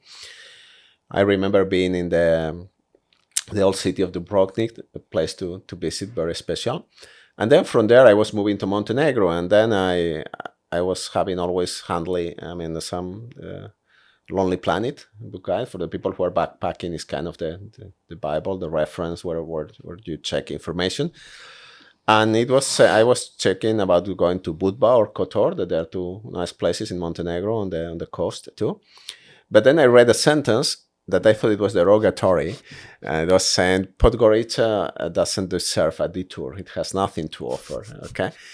I think it's the other city people putting it there so tourists don't go there. Yeah, basically it was. But what did you defy the reading and you wouldn't anyway? Like, I'm going this way. I go this way because at that sentence, because for me it's like saying I have at that time I didn't have traveled that much, but I have traveled already in Egypt, in Burma, in Turkey, in certain places, and I always enjoy to go to the day-to-day places, to a marketplace, to a bus station, to whatever, to the local scenery. Yeah, it was like I said, hey, how you can say that? For me, it was like something, and then I said, I'm going.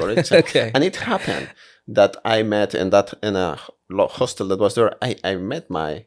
And imagine if you took the other wife, you will never meet your wife.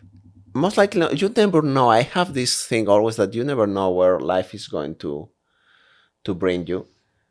I don't know if life wanted me to meet her. Perhaps I will have met her a few years later somewhere. Some other way. Those are questions that I don't have an answer, and even I don't ask me too much those questions. But the point is that when I went and she was there also because of coincidences. And she was there also for a short period of time, and it happened that we met, and there was a feeling. I would say, okay, let's keep in touch, and then just we only start dating like 1 year later, and we still spend 4 years dating apart. Like since she was in LA and then in Alaska, and then I was in the Czech Republic, and we were meeting like 3 times a year to 3 times a year. In different countries sometimes, okay? Sometimes in Alaska, sometimes in Czech Republic, sometimes in Iceland or whatever, or in Spain. And then we married in August 2014, and then I got my green card, and then I immigrated to the US in March 2016, and then I got my citizenship in 2020, okay? And here I am, and now I'm a Houstonian with 2 kids, 6, 7 years old. Welcome back with a new episode of Identity Capital. We have a great episode coming up, and it's sponsored by eMan. eMan is a software development boutique that specializes in both data architecture and solution architecture. It partners with companies willing to transform their business and startups seeking the scale, the performance, and the reliability of an enterprise-ready solution. eMan client portfolio includes several Fortune 500 companies such as Volkswagen Group, Honeywell, EON Energy, and DHL. Experienced team, maximum flexibility, effective communication. So you mentioned in your 40 years journey that after the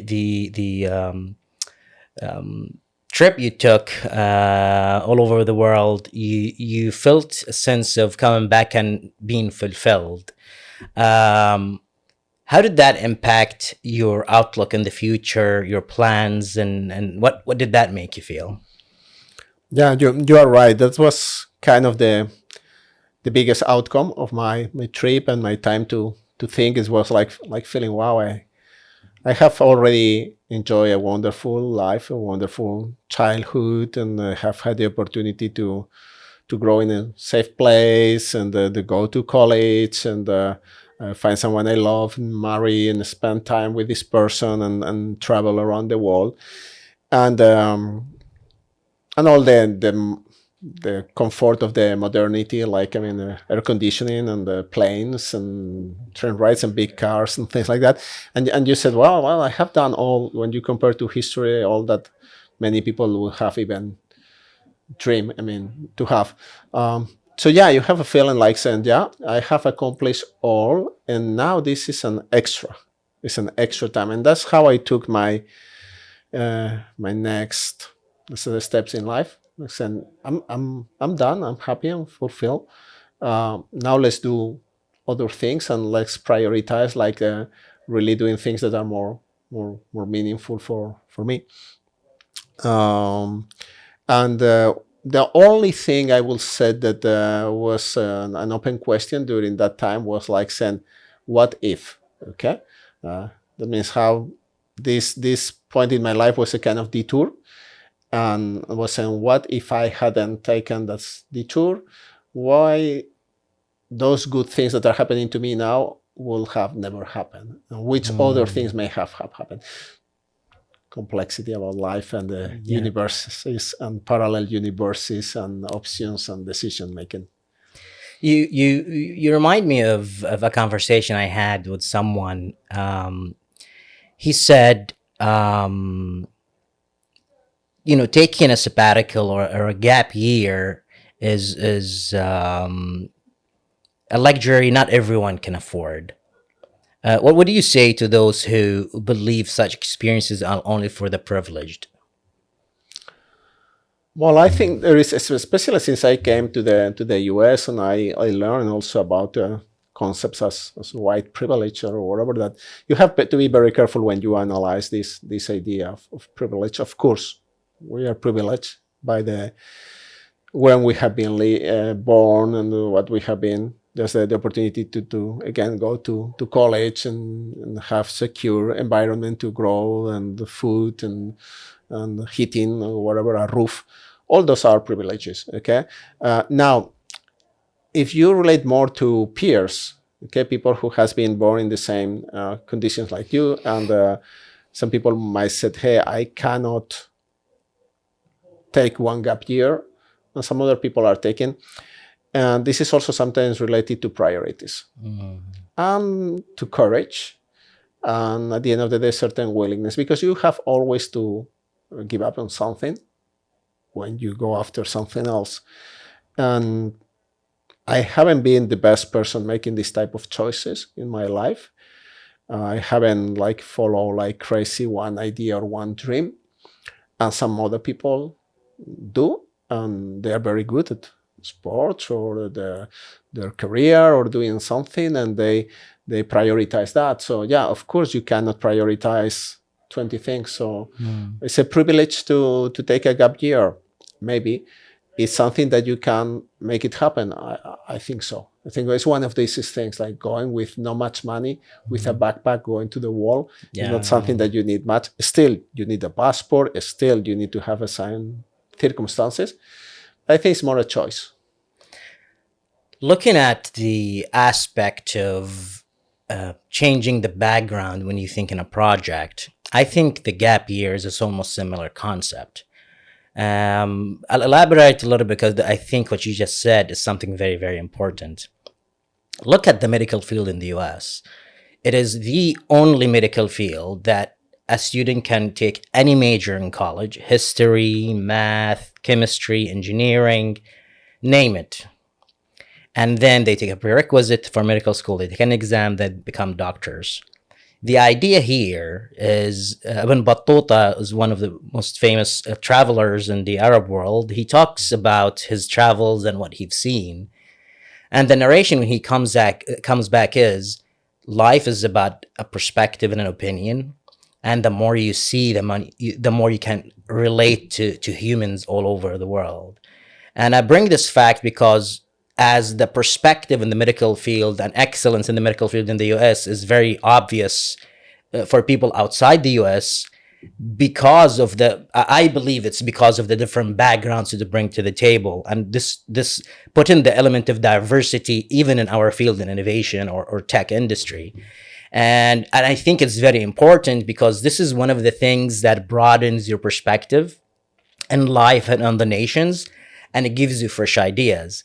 And I see that even when we talk about a project, you tackle the thing from different angles.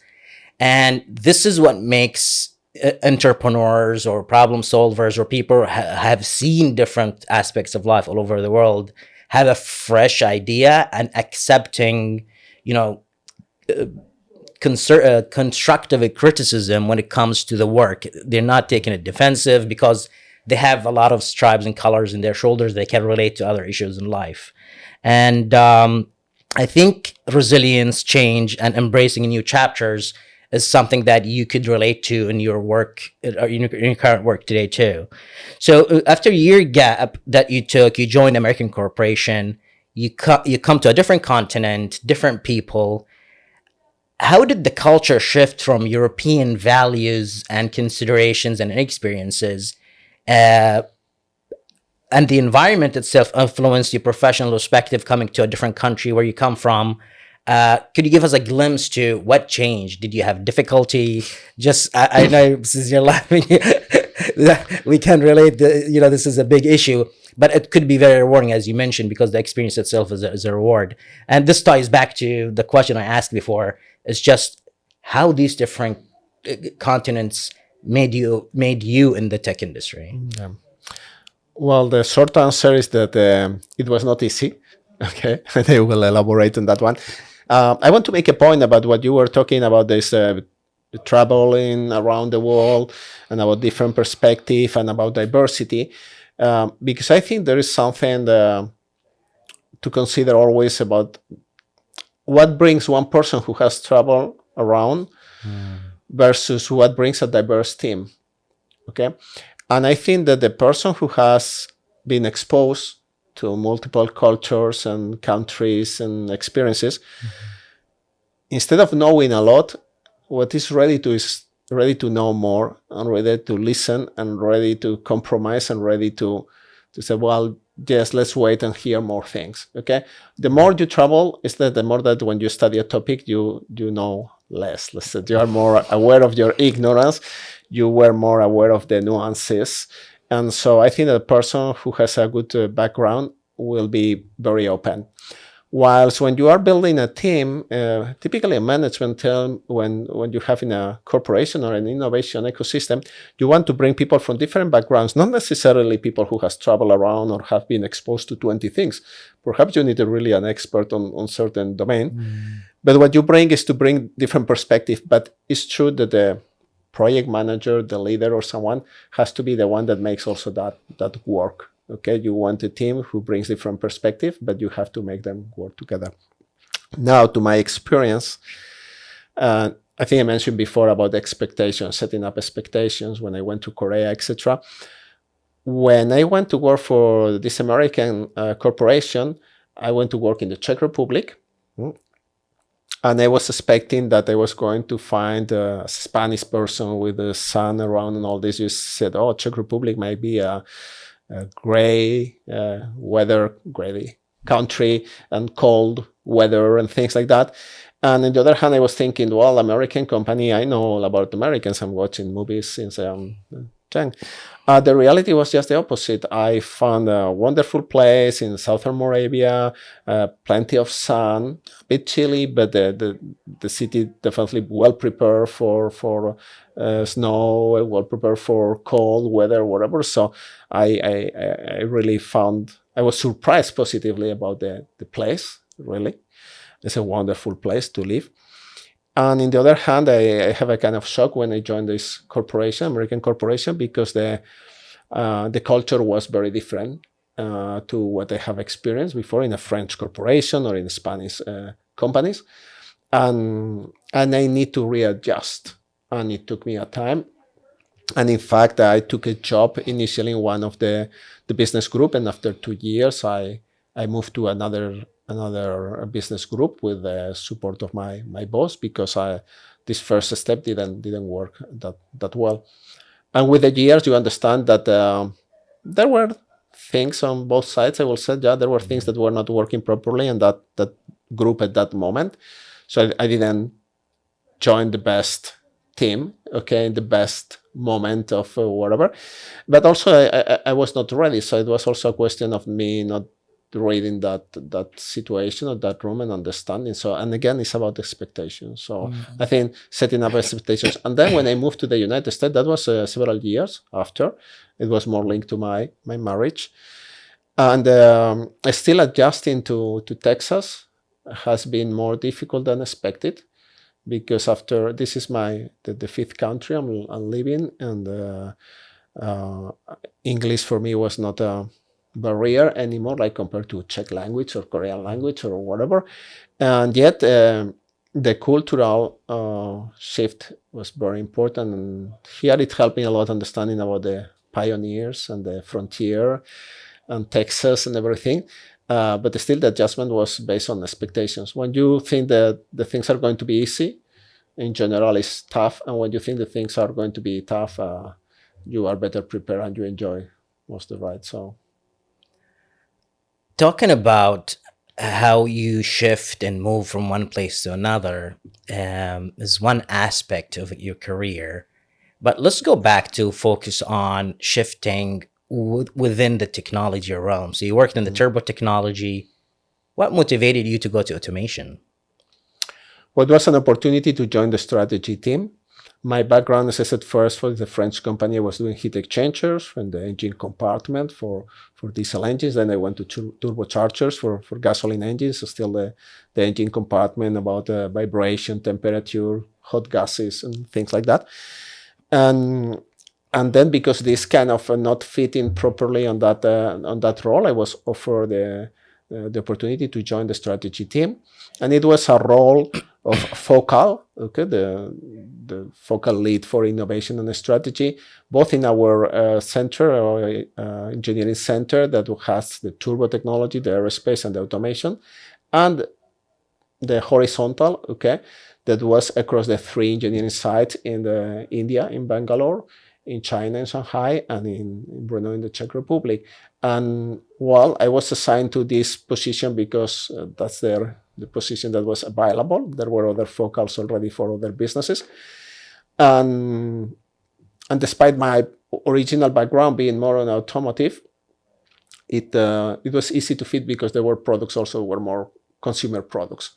There were fire detectors, and they were thermostats, and they were controllers for boilers, and they were personal protective equipment and gas detectors. So it was the portfolio of products and technologies was really broad. And me being an engineer with a very generalistic, let's say, background, I was able to go from one to another. And I think that that's, again, something that has helped me during my career, the ability to understand mechanical engineer, electronics, and software, and bridge and talk about those topics with the experts on one hand, and then go and talk to someone else who is on finance, on HR, or just someone who needs to understand in a simple way what we are talking about. So that was more my background, my academic background, that helped me with that Gotcha. move. Yeah. So when I think about your first experience with technology at age 14, fast forward to 2012, you get exposed to eMan. Thinking about this being or become a pivotal point in your career, especially considering your background in mechanical engineering and strategy, how do you think of this, being exposed in both times at age 14, 2012, and then leaving your position from a strategy to full-time with eMan? Yeah. I think that was coming back to the kit that you have inside. And when we have a young kid or boy or girl there inside telling us, hey, this is your dream. I always enjoy the software space. Okay, I have been in that space when I was 14, and then when I was 16, and then when I was 20 at at college, and then after college, and then when I was in the research laboratory for combustion and whatever. So life has kept bringing me To technology. to this specific technology, to software. Also because I like it, and I was like savvy on, for example, I was assembling my own computers or adding network cards and doing this kind of things that you used to buy a hard drive and plug it and connect it, which is the master, which is the slave, and which is the things, and with this all these kinds of technology. And as technology was evolving, I was having, or I was revisiting the technology, the world of the computers and the software. And that has created a kind of personal relationship with that space. When I met eMan was one of these points in my career that, again, I was meeting them. They were doing software. Later in 2015, we have a project and we have some research, let's say, prototypes. And it was, again, for me, getting back and familiarized and having these discussions. And then in 2018 was something kind of natural. If you are going to jump, okay, into the uncertainty, you said, hey, what I want to do, you want to do something that you like, okay, because if you're going to put there all your energies, and at the same time, something that the macro trend is there, and this is what I have been able to learn during my years on the strategy team, is about to analyzing macro trends, roadmaps, etc. And this idea that of digitalization, of software, of robotics, of artificial intelligence, all these even hype words that are there, but all are pointing in the direction of technology related with the digital world. And I felt like, well, let's bet on that. Why not? I mean, I have a partner that I want to work with. I like the domain, is where it seems like the economy is going towards. And then said, yeah, why not?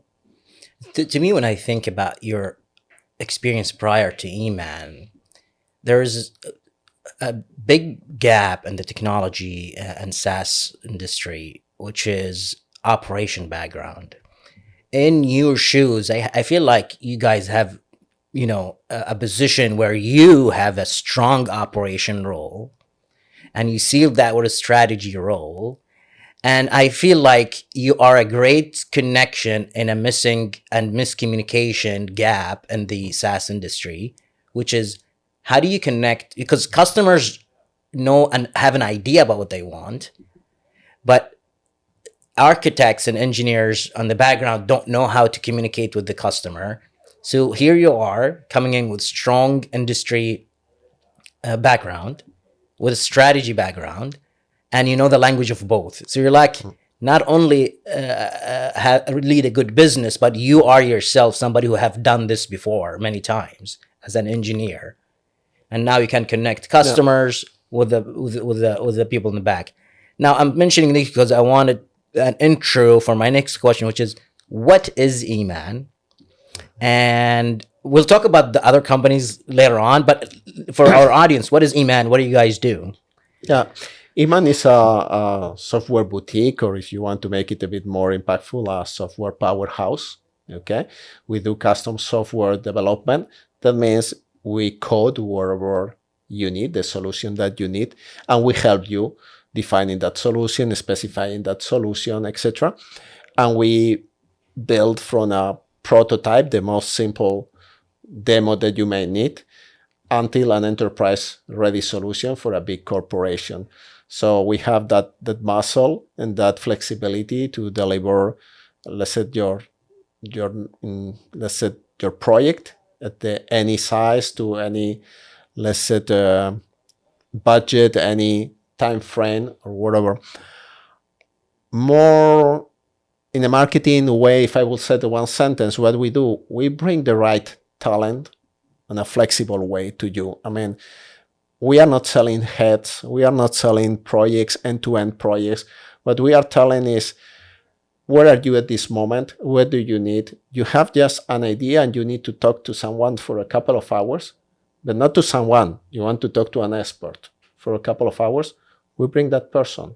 Even most likely, we will not charge you, okay, for a couple of hours of discussion. Then you said, hey, I want to try to put some specification, or I have a small budget and I need to demonstrate to my boss or my company that we can do that, and we can focus on what is technically challenging. We have a discussion, we specify, we deliver on a prototype. Later you said, hey, now I need a minimum viable product, something that I can put in the market and I can land some customers, and that customers are going to pay. So basic features have to be able to be executed on that product. And we help do that. And then you said, hey, now I want to scale my business and I want to have 300, 500, 1,000, 10,000 customers. And I need that this is the infrastructure is supporting this, the software is supporting this, the latency. And we accompany all that process. And if you need 2 hours of an architect or 20 or 200, you are going to have it. If you need a DevOps team, you are going to have it. If you need testing or automated testing, you are going to have it.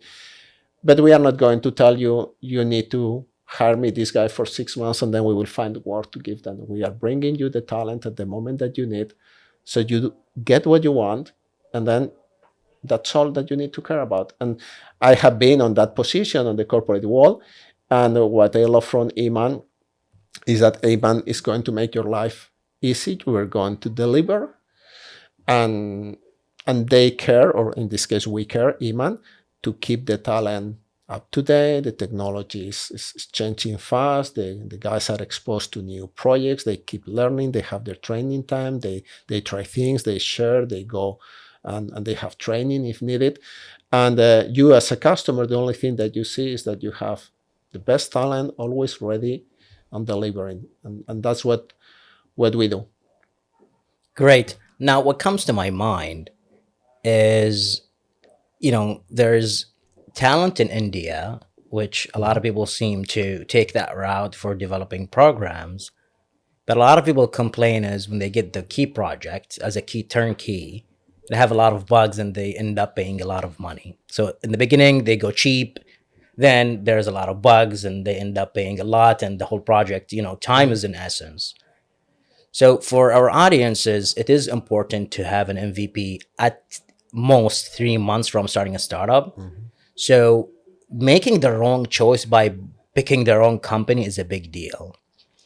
How do you answer a question of why the Czech Republic, and why with someone who does speak a different language, and not hiring somebody who may be a little bit cheap, from India, or somebody from Latin America?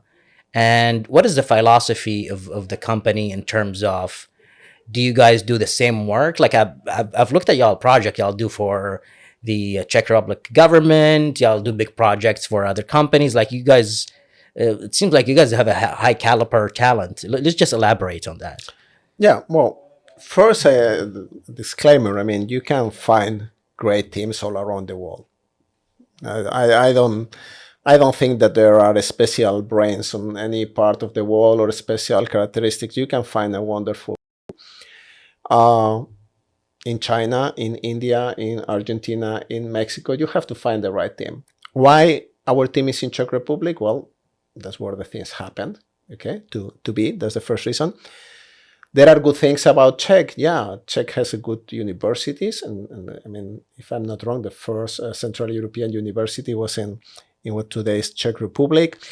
They have great mathematicians, great. I mean, if you are thinking in some of the top things today, in terms of technology, they were originally on Czech Republic. Some people will say Austro-Hungarian Empire, okay, but all the genetics was initiated by Mendel, and Mendel was in an abbey that is next to my apartment in Brno, okay.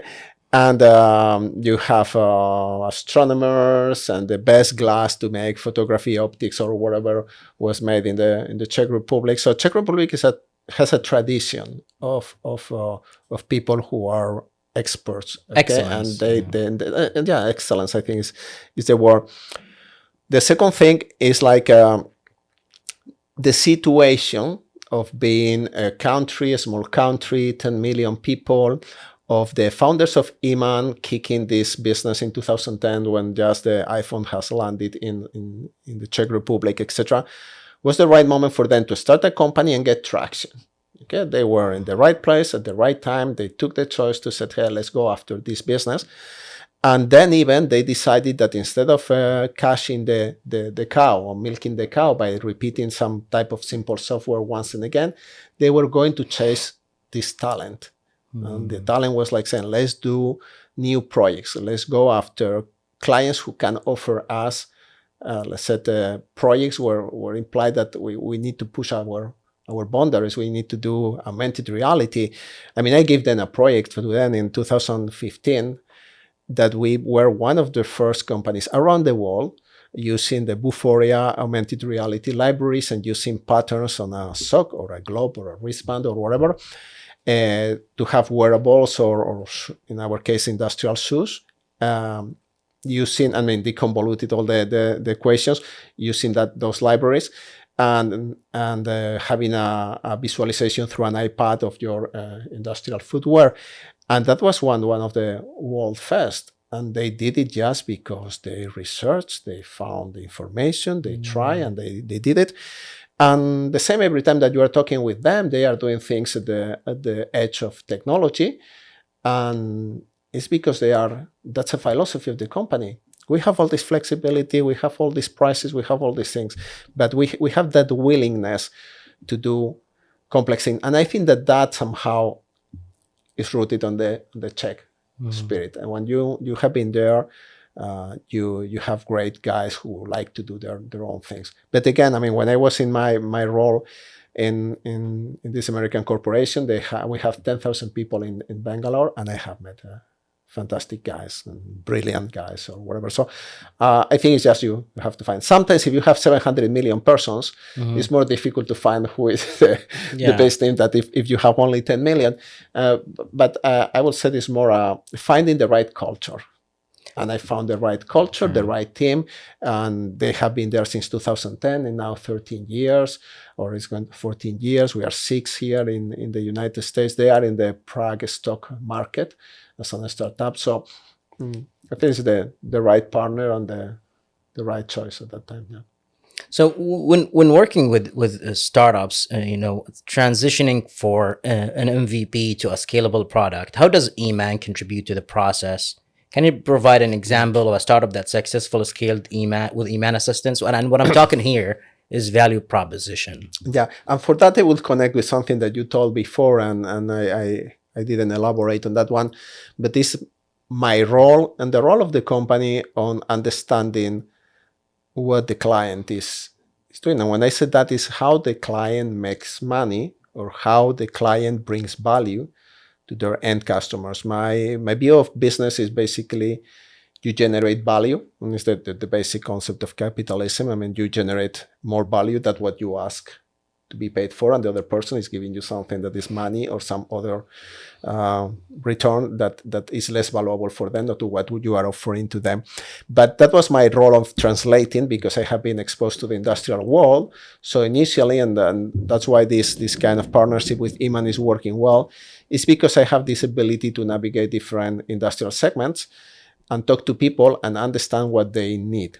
And this is what you were mentioning, that perhaps architects are not good. I think that architects are very good asking questions, but in their domain. In their domain, yeah. So they are wonderful telling you which infrastructure is the best for their solution, how we will approach, what might be meaningful for an MVP, where are the technology changes from the architecture, software, coding, testing, etc.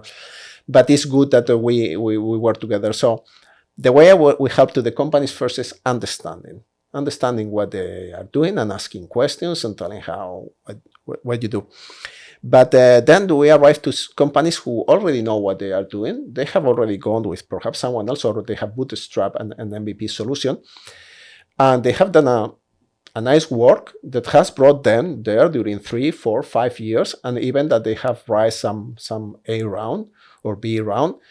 But now they want to go and say, hey, we have to do this with thousands of customers and in milliseconds or whatever. And then they need someone who designed the infrastructure, okay, the architecture, and it's a complex product. That means you need to architect the solution from from how you are going to have your backend, your front end, how you're going to use your cloud, your whatever solutions.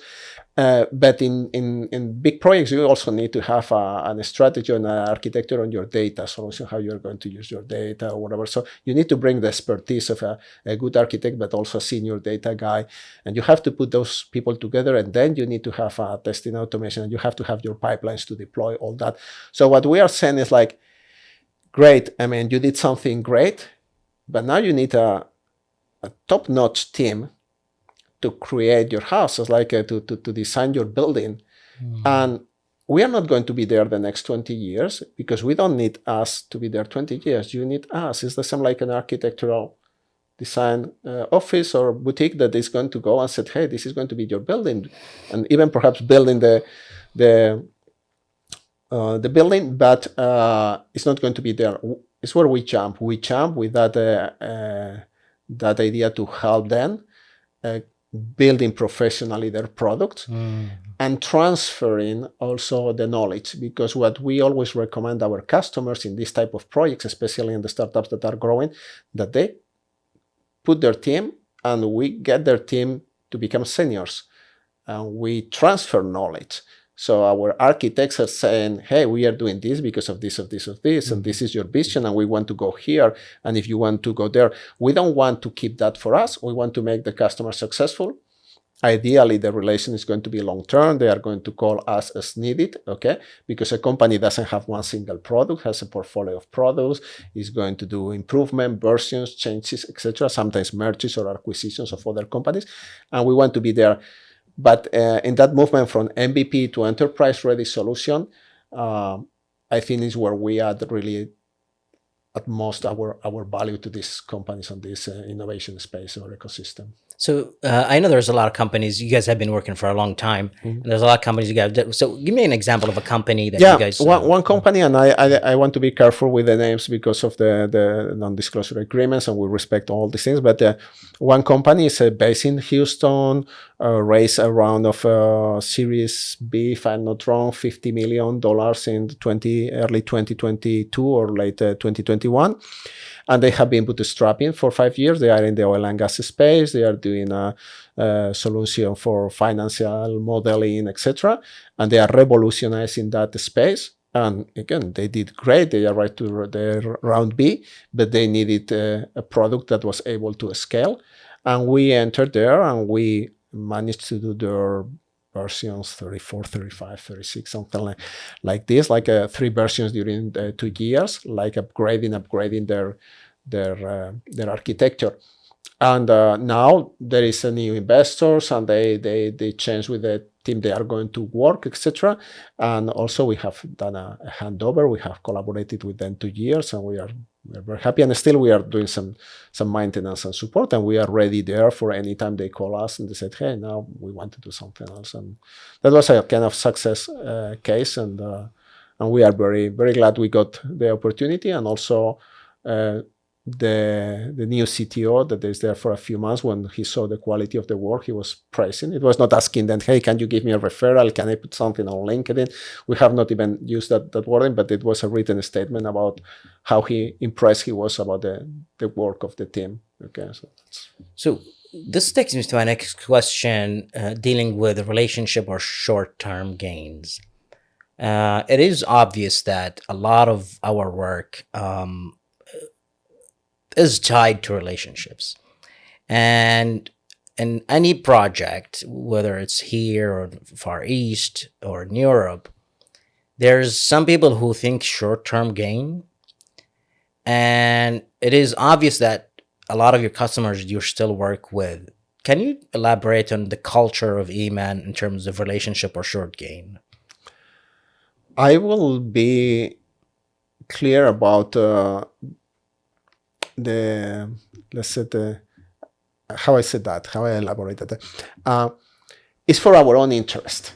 Okay, it's like it's pragmatic. You don't want, if you are an engineer, you don't want to be doing sales.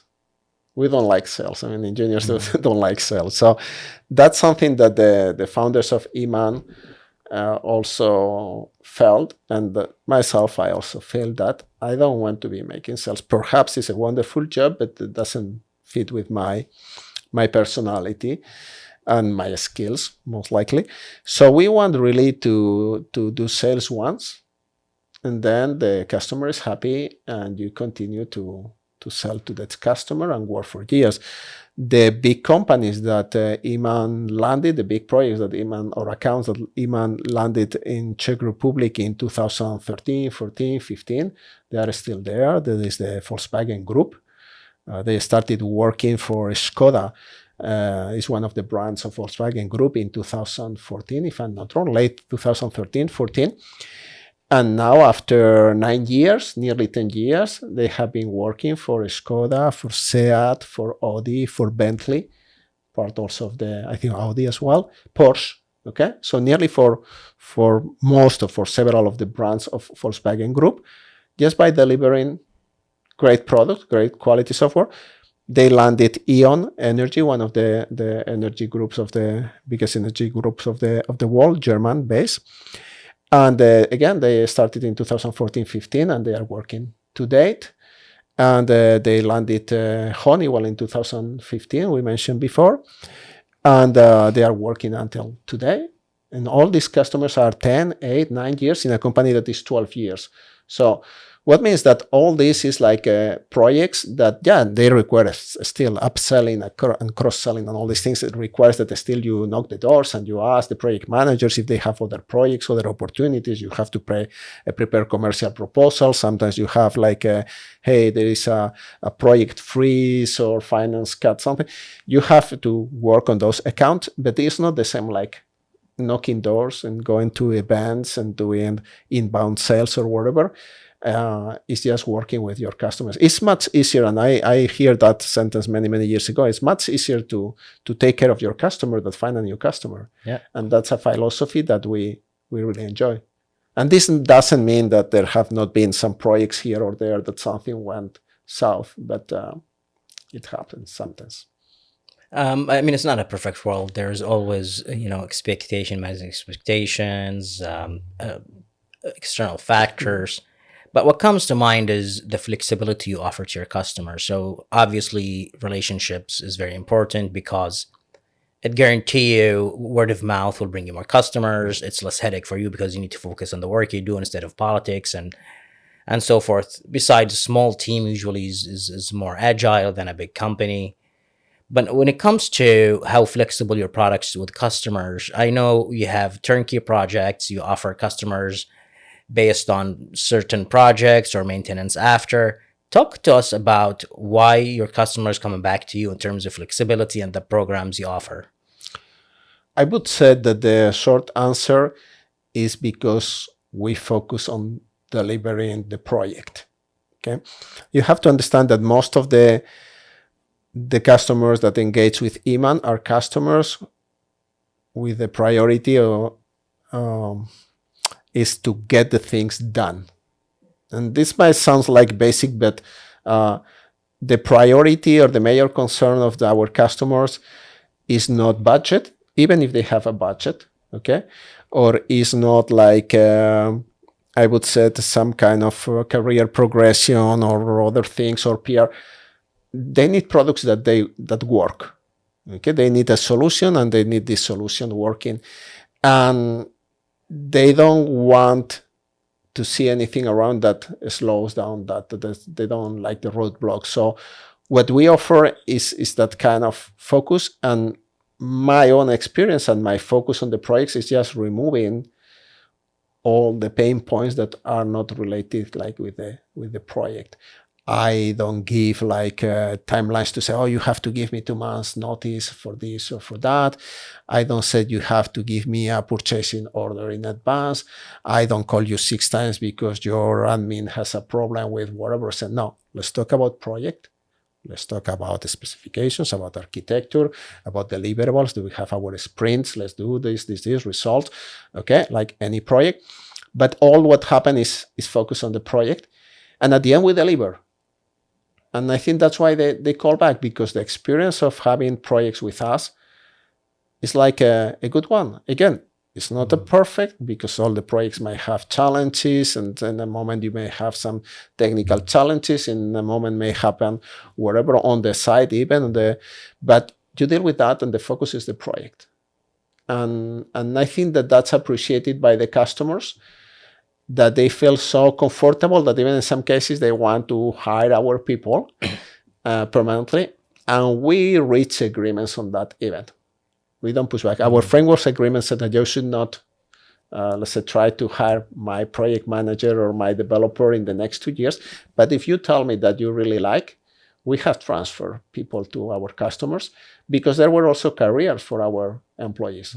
Of course, we have asked, hey, this person is working on another project. We need a transition, 3 months or 6 months. We need to see how we compensate this to eMan, because we have grown this person. And now but basically for our people, some of them have ended up working in Skoda, some of them in Eon, some of them in Honeywell. Okay, so it's like saying, well, it's for us again. We want to have a company with projects and careers that attract talent, because talent is the big challenge. I don't know. The people talk a lot about AI, okay, and not getting jobs, but talent is a big deal. Is the big deal of the future. And that's why what I love from eMan, that's the focus from the very beginning, to say, hey, this is about talent. And if in this series of podcasts you later talk with some of my colleagues, you will see how these guys are special. And they are several years already with eMan, and they want to stay there, and they enjoy that. And for me, that's the most valuable, because everything is built on people, and it's also connected with my traveling around the world and doing things and whatever. You learn to trust people and rely on people, and you can see the wall is going very well or the wall is going very bad, but at the end of the day, everything is about people, and eMan is about people. And that's why it's the name also is eMan, okay? The electronic man, like email, e-commerce, e-market, whatever, is eMan, okay? So we are there. I like the idea of how you mentioned human capital is on the heart of eMan. I think going back to one of the startups I used to work with, sometimes not only talent is scarce, but actually the right culture that makes people work in harmony. And I do remember if you start in startups, and you have to make a lot of mistakes, but you fail fast because you want to move forward. This is how the startups are built, right? I have a point on that as well. Okay. Yeah. So that's for another conversation. No worries. So coming to that, I realized, our team had great talent, but the team did not work together. That doesn't mean anybody's bad. It's just, that team did not Perhaps function. the leader or the PMs. Yeah. Good. If you don't make the team work, it's someone's fault. But. Yeah. So coming to realize, Steve Jobs with Steve Wozniak. Steve Wozniak was the brain, meaning the technical guy who actually coded and did things, right? Bill Gates with the same story. There is a guy who actually coded and did most of the work. He was strategy. My point is, the culture you mentioned is, okay, if you have this culture, say one of my guys can go to my customer, I understand how people in this company respect you and the management, because this is actually very common in tech industry. Maybe other industries, if they take your employees, you're like, no, I put some money and training and whatnot. But the wise thought is, this is a long relationship. These guys has aspiration. If it's the right time, the right move, why not? Now, coming to the story, so since our customers know what eMan does, they know why they choose you guys. They know the culture. They know the relationship around it.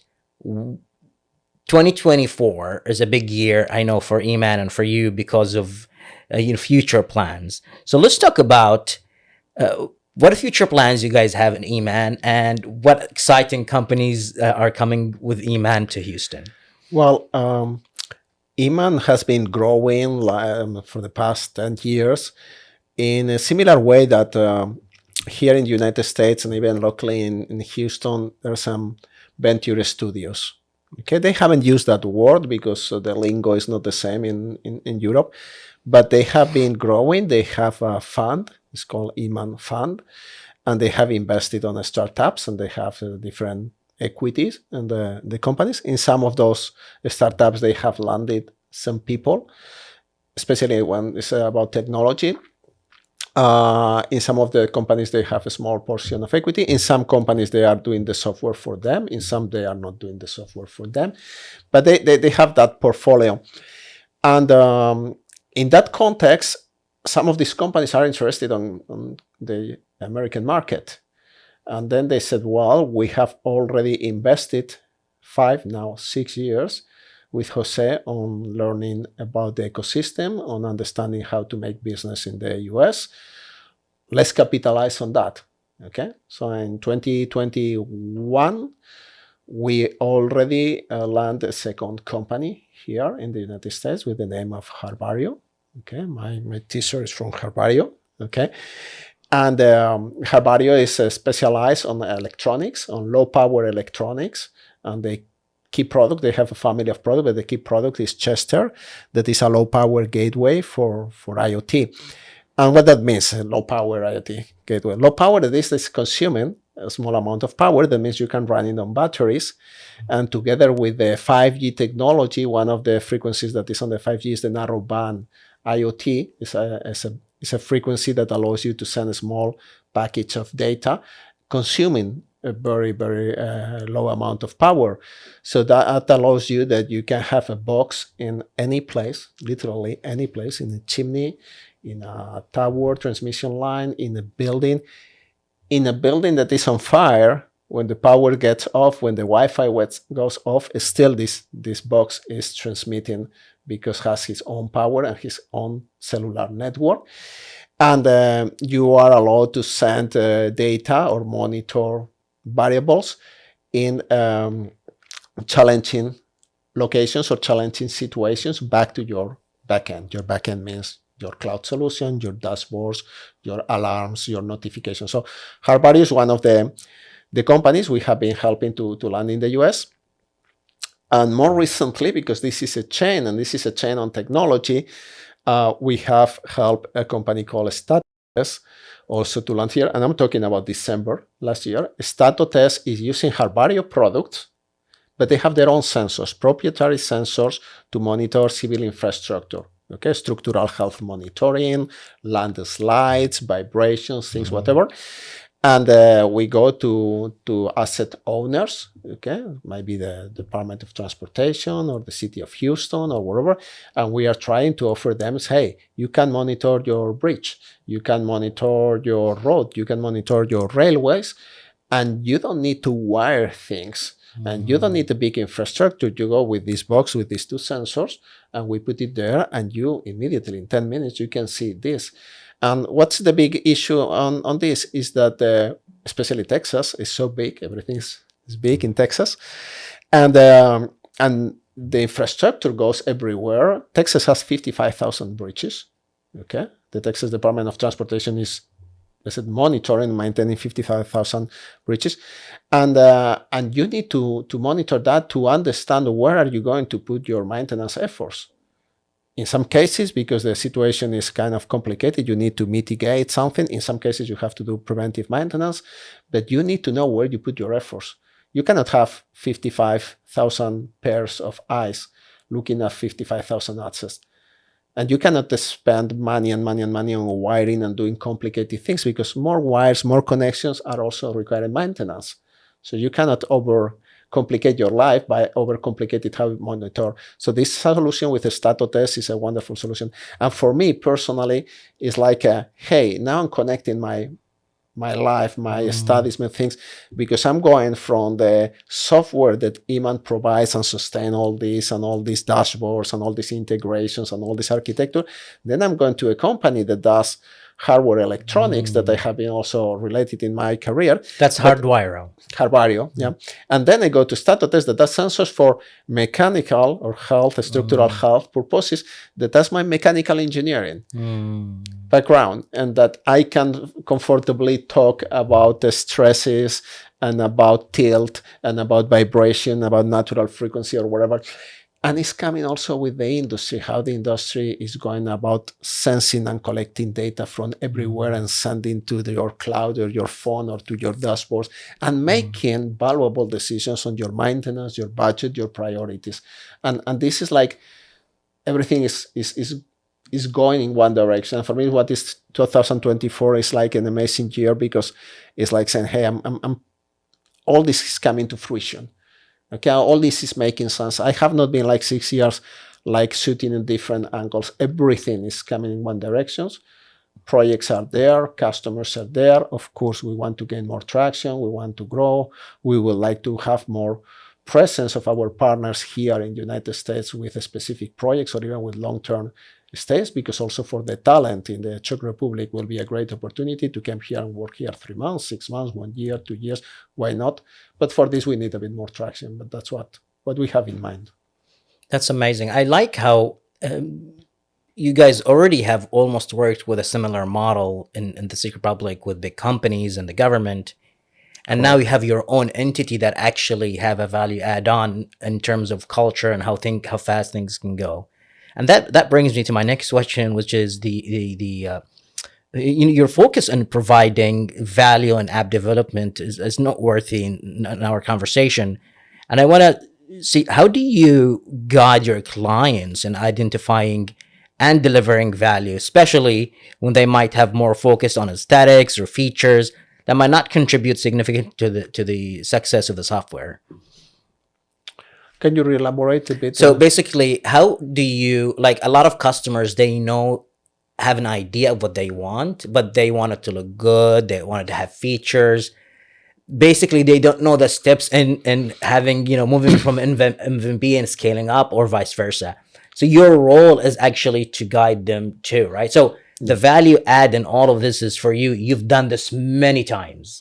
You know how this goes. So how do you give them value in terms of, hey, I'm giving you clarity too. I'm going to walk you through this. Yeah, I think I want to make 2 points. One is about the difference between the market, and despite that we have these solutions, or most of these solutions have been running for years in the Czech Republic, when you go to a new market, it's a new game. Okay, so it's good. You have those cases, you can showcase your experience, etc. But in terms of marketing them, is a new case. And the difference between the United States and Europe in terms of technology is that I would say the people in Europe has more technical background. I would say from more generalistic, perhaps. They are able to talk about things that go beyond their areas of expertise, while in the United States, the people are more specialized on something. And you are talking with some person who is a specialist on bridges, and he may know, plentiful about bridges, but most likely this person is not going to know much about sensors and technology. Sensors, I mean, in the meaning electronics and gateways and narrowband IoT or software and Microsoft Azure cloud solutions or whatever. And they need help to specify their solution.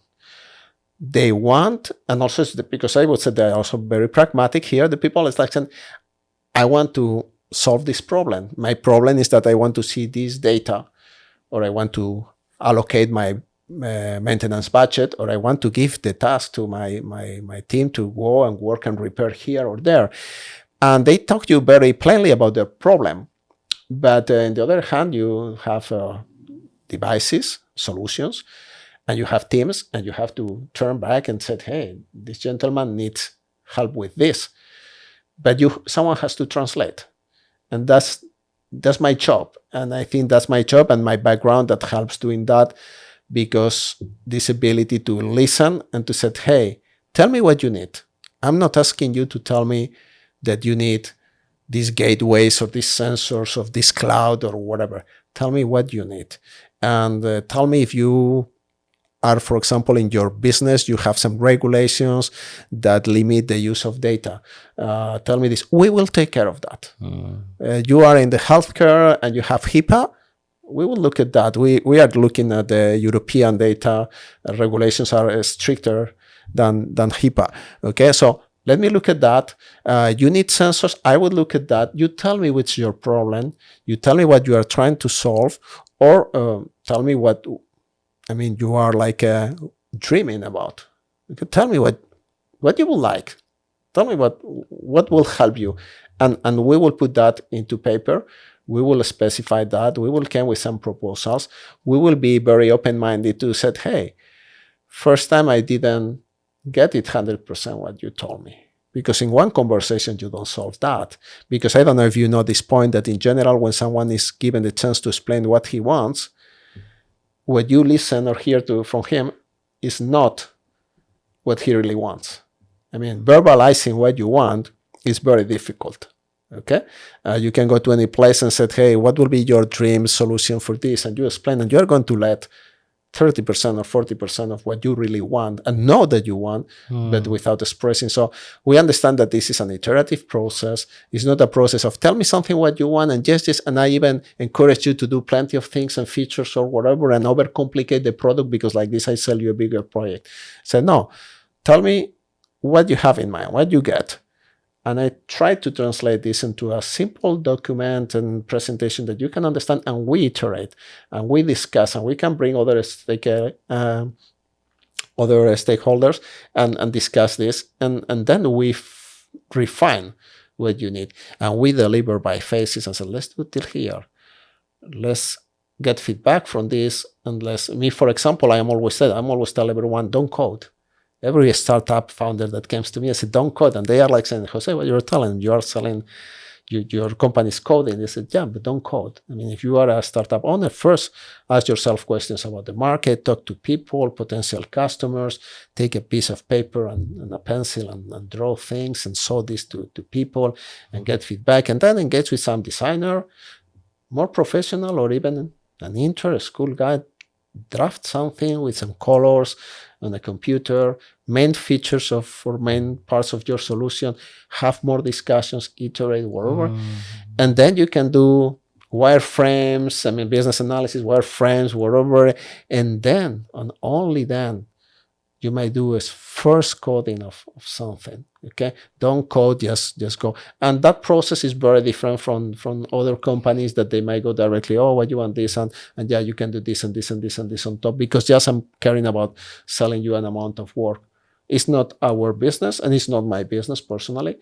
Is I get value for you, and for that value you contribute to my effort with some money and with some trust that I will use to get more work from you, and we will work together, and we will arrive to some place together. And that's part of this Ithaca trip. Yeah. Okay. Yeah, I think hopefully we don't arrive to Ithaca, but we'll work from one port to another port. Okay. I like this because it's a win-win. It is. When you go to, one difference is animal spirit between Europe and US and other parts of the world in terms of the drive. So you have this in finance where, hawkish or dovish policies kind of control in what extent people push. But it does happen in the tech world, and it's not, the tech industry itself is very competitive. But having this understanding is very valuable. And this coming out of a startup guy who struggled with this, right? So as a startup founder, you need to understand definitely the approach is, win-win is good for customers, for clients, and for ecosystem too. Now, before we end, I have one question, then I'll give you time to end, and then we'll ask the identity capital question. So my question for you is, when I go to Kabujowi on the Ion, and I meet a lot of founders, and a lot of them are as confused as I am when I started. Mm-hmm. So who should approach you? Somebody who's pre-seed, seed, at the idea stage. Who do you usually talk to? And who do you usually, advise? People with MVP, without MVP? Just, in general sense, so people can relate and not feel scared come and talk to you. Yeah. Boy, I don't think that anyone is scared of talking to me. I hope it's not the case. I might say I was like, oh, they're gonna look at me. My idea is bad. My idea is good. I have this fear. No, it's not the right time. So just to set the stage, there's some element of fear when you just start. Maybe I feel awkward to talk to people. So in general, I try to find people like me that are more on the periphery and in a corner, and then I might start a conversation. It happens to me that I talk to many college graduates or recent graduates or people who are still in college or whatever, and they are looking for a kind of direction.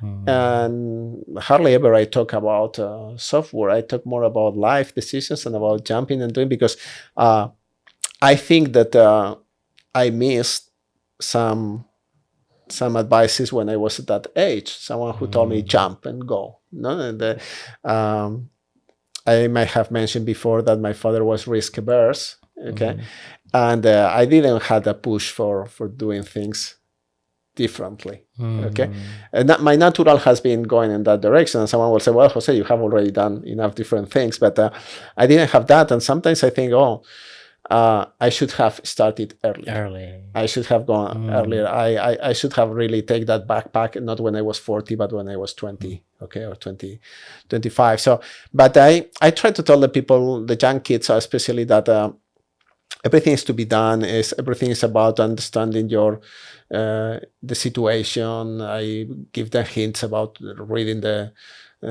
Romans, and again, I'm repeating a lot that word, sorry, but it's a lot about self-awareness and understanding, hey, what are the things happening here? So what you can add value, what you need perhaps to sharpen your skills or skill set or whatever, which tools are available, but thinking like saying, hey, everyone can contribute and do things. So Cup of Joy is a wonderful event. Joy make just what we mentioned a second before, and that was a good transition, because of most of the networking events are very transactional. People approaching what I can get for you. If I cannot get something from you, I leave. Okay, and Joy is like saying, no. Let's first remove the fear you have to have something or offer or whatever. Second, let's build up on relations, people that you meet once and again and again and again, and you start to know what the other person does, and you introduce someone to someone else, etc. So he's removing this kind of barriers of the things that have to be transactional. And I am not negative, yes, I'm realistic about that. Most of the countries, you have to read the history of the countries to understand the present, because I am a believer that we write on our genes as we live, especially through the generations. Okay, there are events, I'm not sure exactly how, but I think that we write, we put some information there. And when you read about the United States, and especially about Texas, there is a wonderful book that is called The Empire of the Summer Moon, and it's talking about the frontier, okay, and about the Comanches, and about how the Europeans came, and that how all what happened. It's man in its own, on his own. That means you have 200 years or 300 years or 400 years where everyone has to survive. And when you live on that's where that survival is very transactional. Whether you eat me or I eat you, okay, or if I don't eat you, I die, and things like that. And then pretending to erase that in one day is not possible, okay? So I believe that the business is not a zero-sum game. I think that in business can have win-win situations. It's more difficult, but I think in geopolitics as well. But geopolitics is even more difficult, because when you are disputing on resources, limited resources, etc. But still, I think there are a space for win-win, let's say, situations. But I understand the culture in the United States and where it's coming from. And I understand also that I am here. If I have to do business, I have to show myself also more oriented to that transactional. So I try to be also transactional. I try to show my clients that they got also something immediately. But on top of that, I want to say, hey, but I have something else. It's this kind of little European guy came here and said, I have this thing that we can repeat this transaction a long time. So perhaps my win-win, instead of win-win long-term relations, I said this transactional in time. Okay, we can repeat the transactionality. You resonate with a very famous historian. He passed away recently. He lived almost 100 years. His name is Muhammad Hassanin Haikal. He's from Egypt. He says, if you want to understand people, read their history. And I was naive. I moved to Ireland for a while. And Irish people are very down to earth. Of course, because of the nature, the greenery, the just the culture is just down to earth. Sorry, and I lived in the US for a long time where life is very fast, and you go to New York, it's just a totally different country, right? People have two jobs, they're moving fast, they don't have, like, you ask questions and you stop in the middle of the way and they're like, I don't have time, sorry, and they leave. Sometimes they don't even say it, right? But when you go to Ireland, people are down to earth. You offer them something that you offer here, which is acceptable, and they feel offended. For example, I needed to make a call. I'm like, I don't have anything in me that has the currency. So somebody is like, waiting. Is like, so I made a call and I tried to give him, like a paper money, and he felt offended. There's like, no, you're like a guest in this country. So that point is spot on, because the first impression usually when you talk to a customer or anybody in your culture around you is you need to understand them. And I absolutely agree with that point. Now, before I ask you the identity capital question, I am going to put Jose's information, his website, everything you need to contact Jose. But before I ask you that, I need a couple of questions. Is there anything else that I missed you want to talk about? Something you want to clarify before I ask you the last question? I mean, if you want me to talk, I can. I can talk longer. No, I think we have covered a lot. Okay, and yeah, if anyone can or want to find me, definitely on LinkedIn, Jose Lazaro in Houston. You will find myself. eMan has a web that is called emanglobal.com. Okay, it's very, very easy to find. And all the information about my phone, my email, etc., is also on my LinkedIn profile. And it's like, and you can find me here at the Canon, or you can ask anyone at the Ion. I have Canon West to Houston. Canon West Houston, yeah, that's the original, I was saying.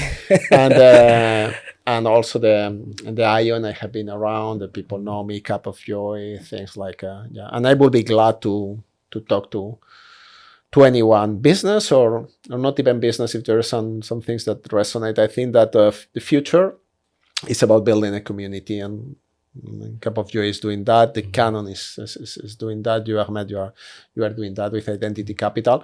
So I think it's about creating that community. Absolutely. And for reference, Jose was my boss, so I'm not obligated to say any good things about him. We were in a non-profit and we were collaborating. But I learned a lot from you, and I do appreciate the time we spent together, but I want to connect it to how easy it is to talk to you. And I remember a few months back, we talked about a very complicated project. Although I am familiar with startups, I am not familiar with the technical part you talked about, and I love the way you explained it. So you're easy to talk to, easy to reach out to, and I advise anybody, just, it's not official, just go talk to Jose for your technical needs. Now, for my identity capital question is, there's certain lessons in life you cannot learn from reading a book or going to college. You have to go through them to fully understand them. The idea of this identity capital question is for people to realize what opportunity come from that story you're going to tell us, or advice that may catch it early and help them, or make them avoid certain things that they not necessarily have to go through. So what comes to mind, that one lesson you wish you knew earlier? But I think that the most painful lesson, and perhaps also the most valuable lesson that I learned, it was through my divorce. Okay, and it was that there is no truth, no one single truth, and it's based on experience. I mean, that statement is based on experience. Again, I let aside the people beliefs and the religion. What I'm telling is like how you experience something you are convinced that this happened a certain way. If you are not a cynical person, you understand what you did right or wrong in a certain framework. But then when you talk to the other person, or a friend of you or a person that is close to both persons talk to each other and share some information, you learn and you realize that the other person didn't read the situation the same way. Thus, the experience of the other person, the real experience, was different. The real truth was different. Okay, it's not that the other person is misunderstanding or like, no, what's the experience, was experiencing. And for me, that pushed me to write on that blog that I mentioned before about this, what I call the parallel universes. Most of the people that is around us are not experiencing life the same way because their background, because their mood, because their situation at that moment, because their language, because many things. And that's something fundamental for me to understand life. I have been perhaps a square-minded guy, sure, a square-minded guy, an engineer, wherever, thinking that there is always a truth. There is always a mathematical solution for something, that the solution is unique. And even mathematics tell you that there are problems that have multiple solutions. Yep. And this was a realization that took me this couple of years to go around and realize it, perhaps even more years. Like I said, there is no truth. I cannot try to explain, no, I did this, I mean that, or I meant that, I wanted to do this, I wanted to do that, no, this person. No. There is a reality for that person that is different than my reality. And both are true To them, to each one of us. to each one of us. Yeah. And on that one, and if I may do a point about conflicts that are around the world these days, many, okay? Always there are many. Sometimes we focus on some because they are on the news. But I read some time ago, and I like to mention the social therapy, okay? That is an approach that a gentleman with his last name Roisman, a French guy, who has been pushing for many years and trying to mediate in many conflicts, that is telling, the first statement is, I'm not trying to solve a conflict. Most of the conflicts cannot be solved. Okay, what we have to learn is to live with the conflict. And we need to kind of put it down, okay, so the people are not harmed or suffering that much. But there are going to be conflicts. And his approach is always making the people first venting, okay? You bend, you tell Jose, you did this to me. And then I go and say, Ahmed, you did this to me, blah, blah. First we bend. But then the guy is trying to help us, like trying to say, well, what made you angry about this? And you start to express that make you angry, like you felt like betrayed, or you felt harm, or you felt this. And then the other person is expressing similar feelings. And then you start to see that even in our conflict, there are something that we share. We share both that we are outraged, the trust was broken, that we were harmed, or we were, and that we start, and the guys try to build in communities the feeling that we also worry about similar things, like about uncertainty, about our kids, about our life, about things.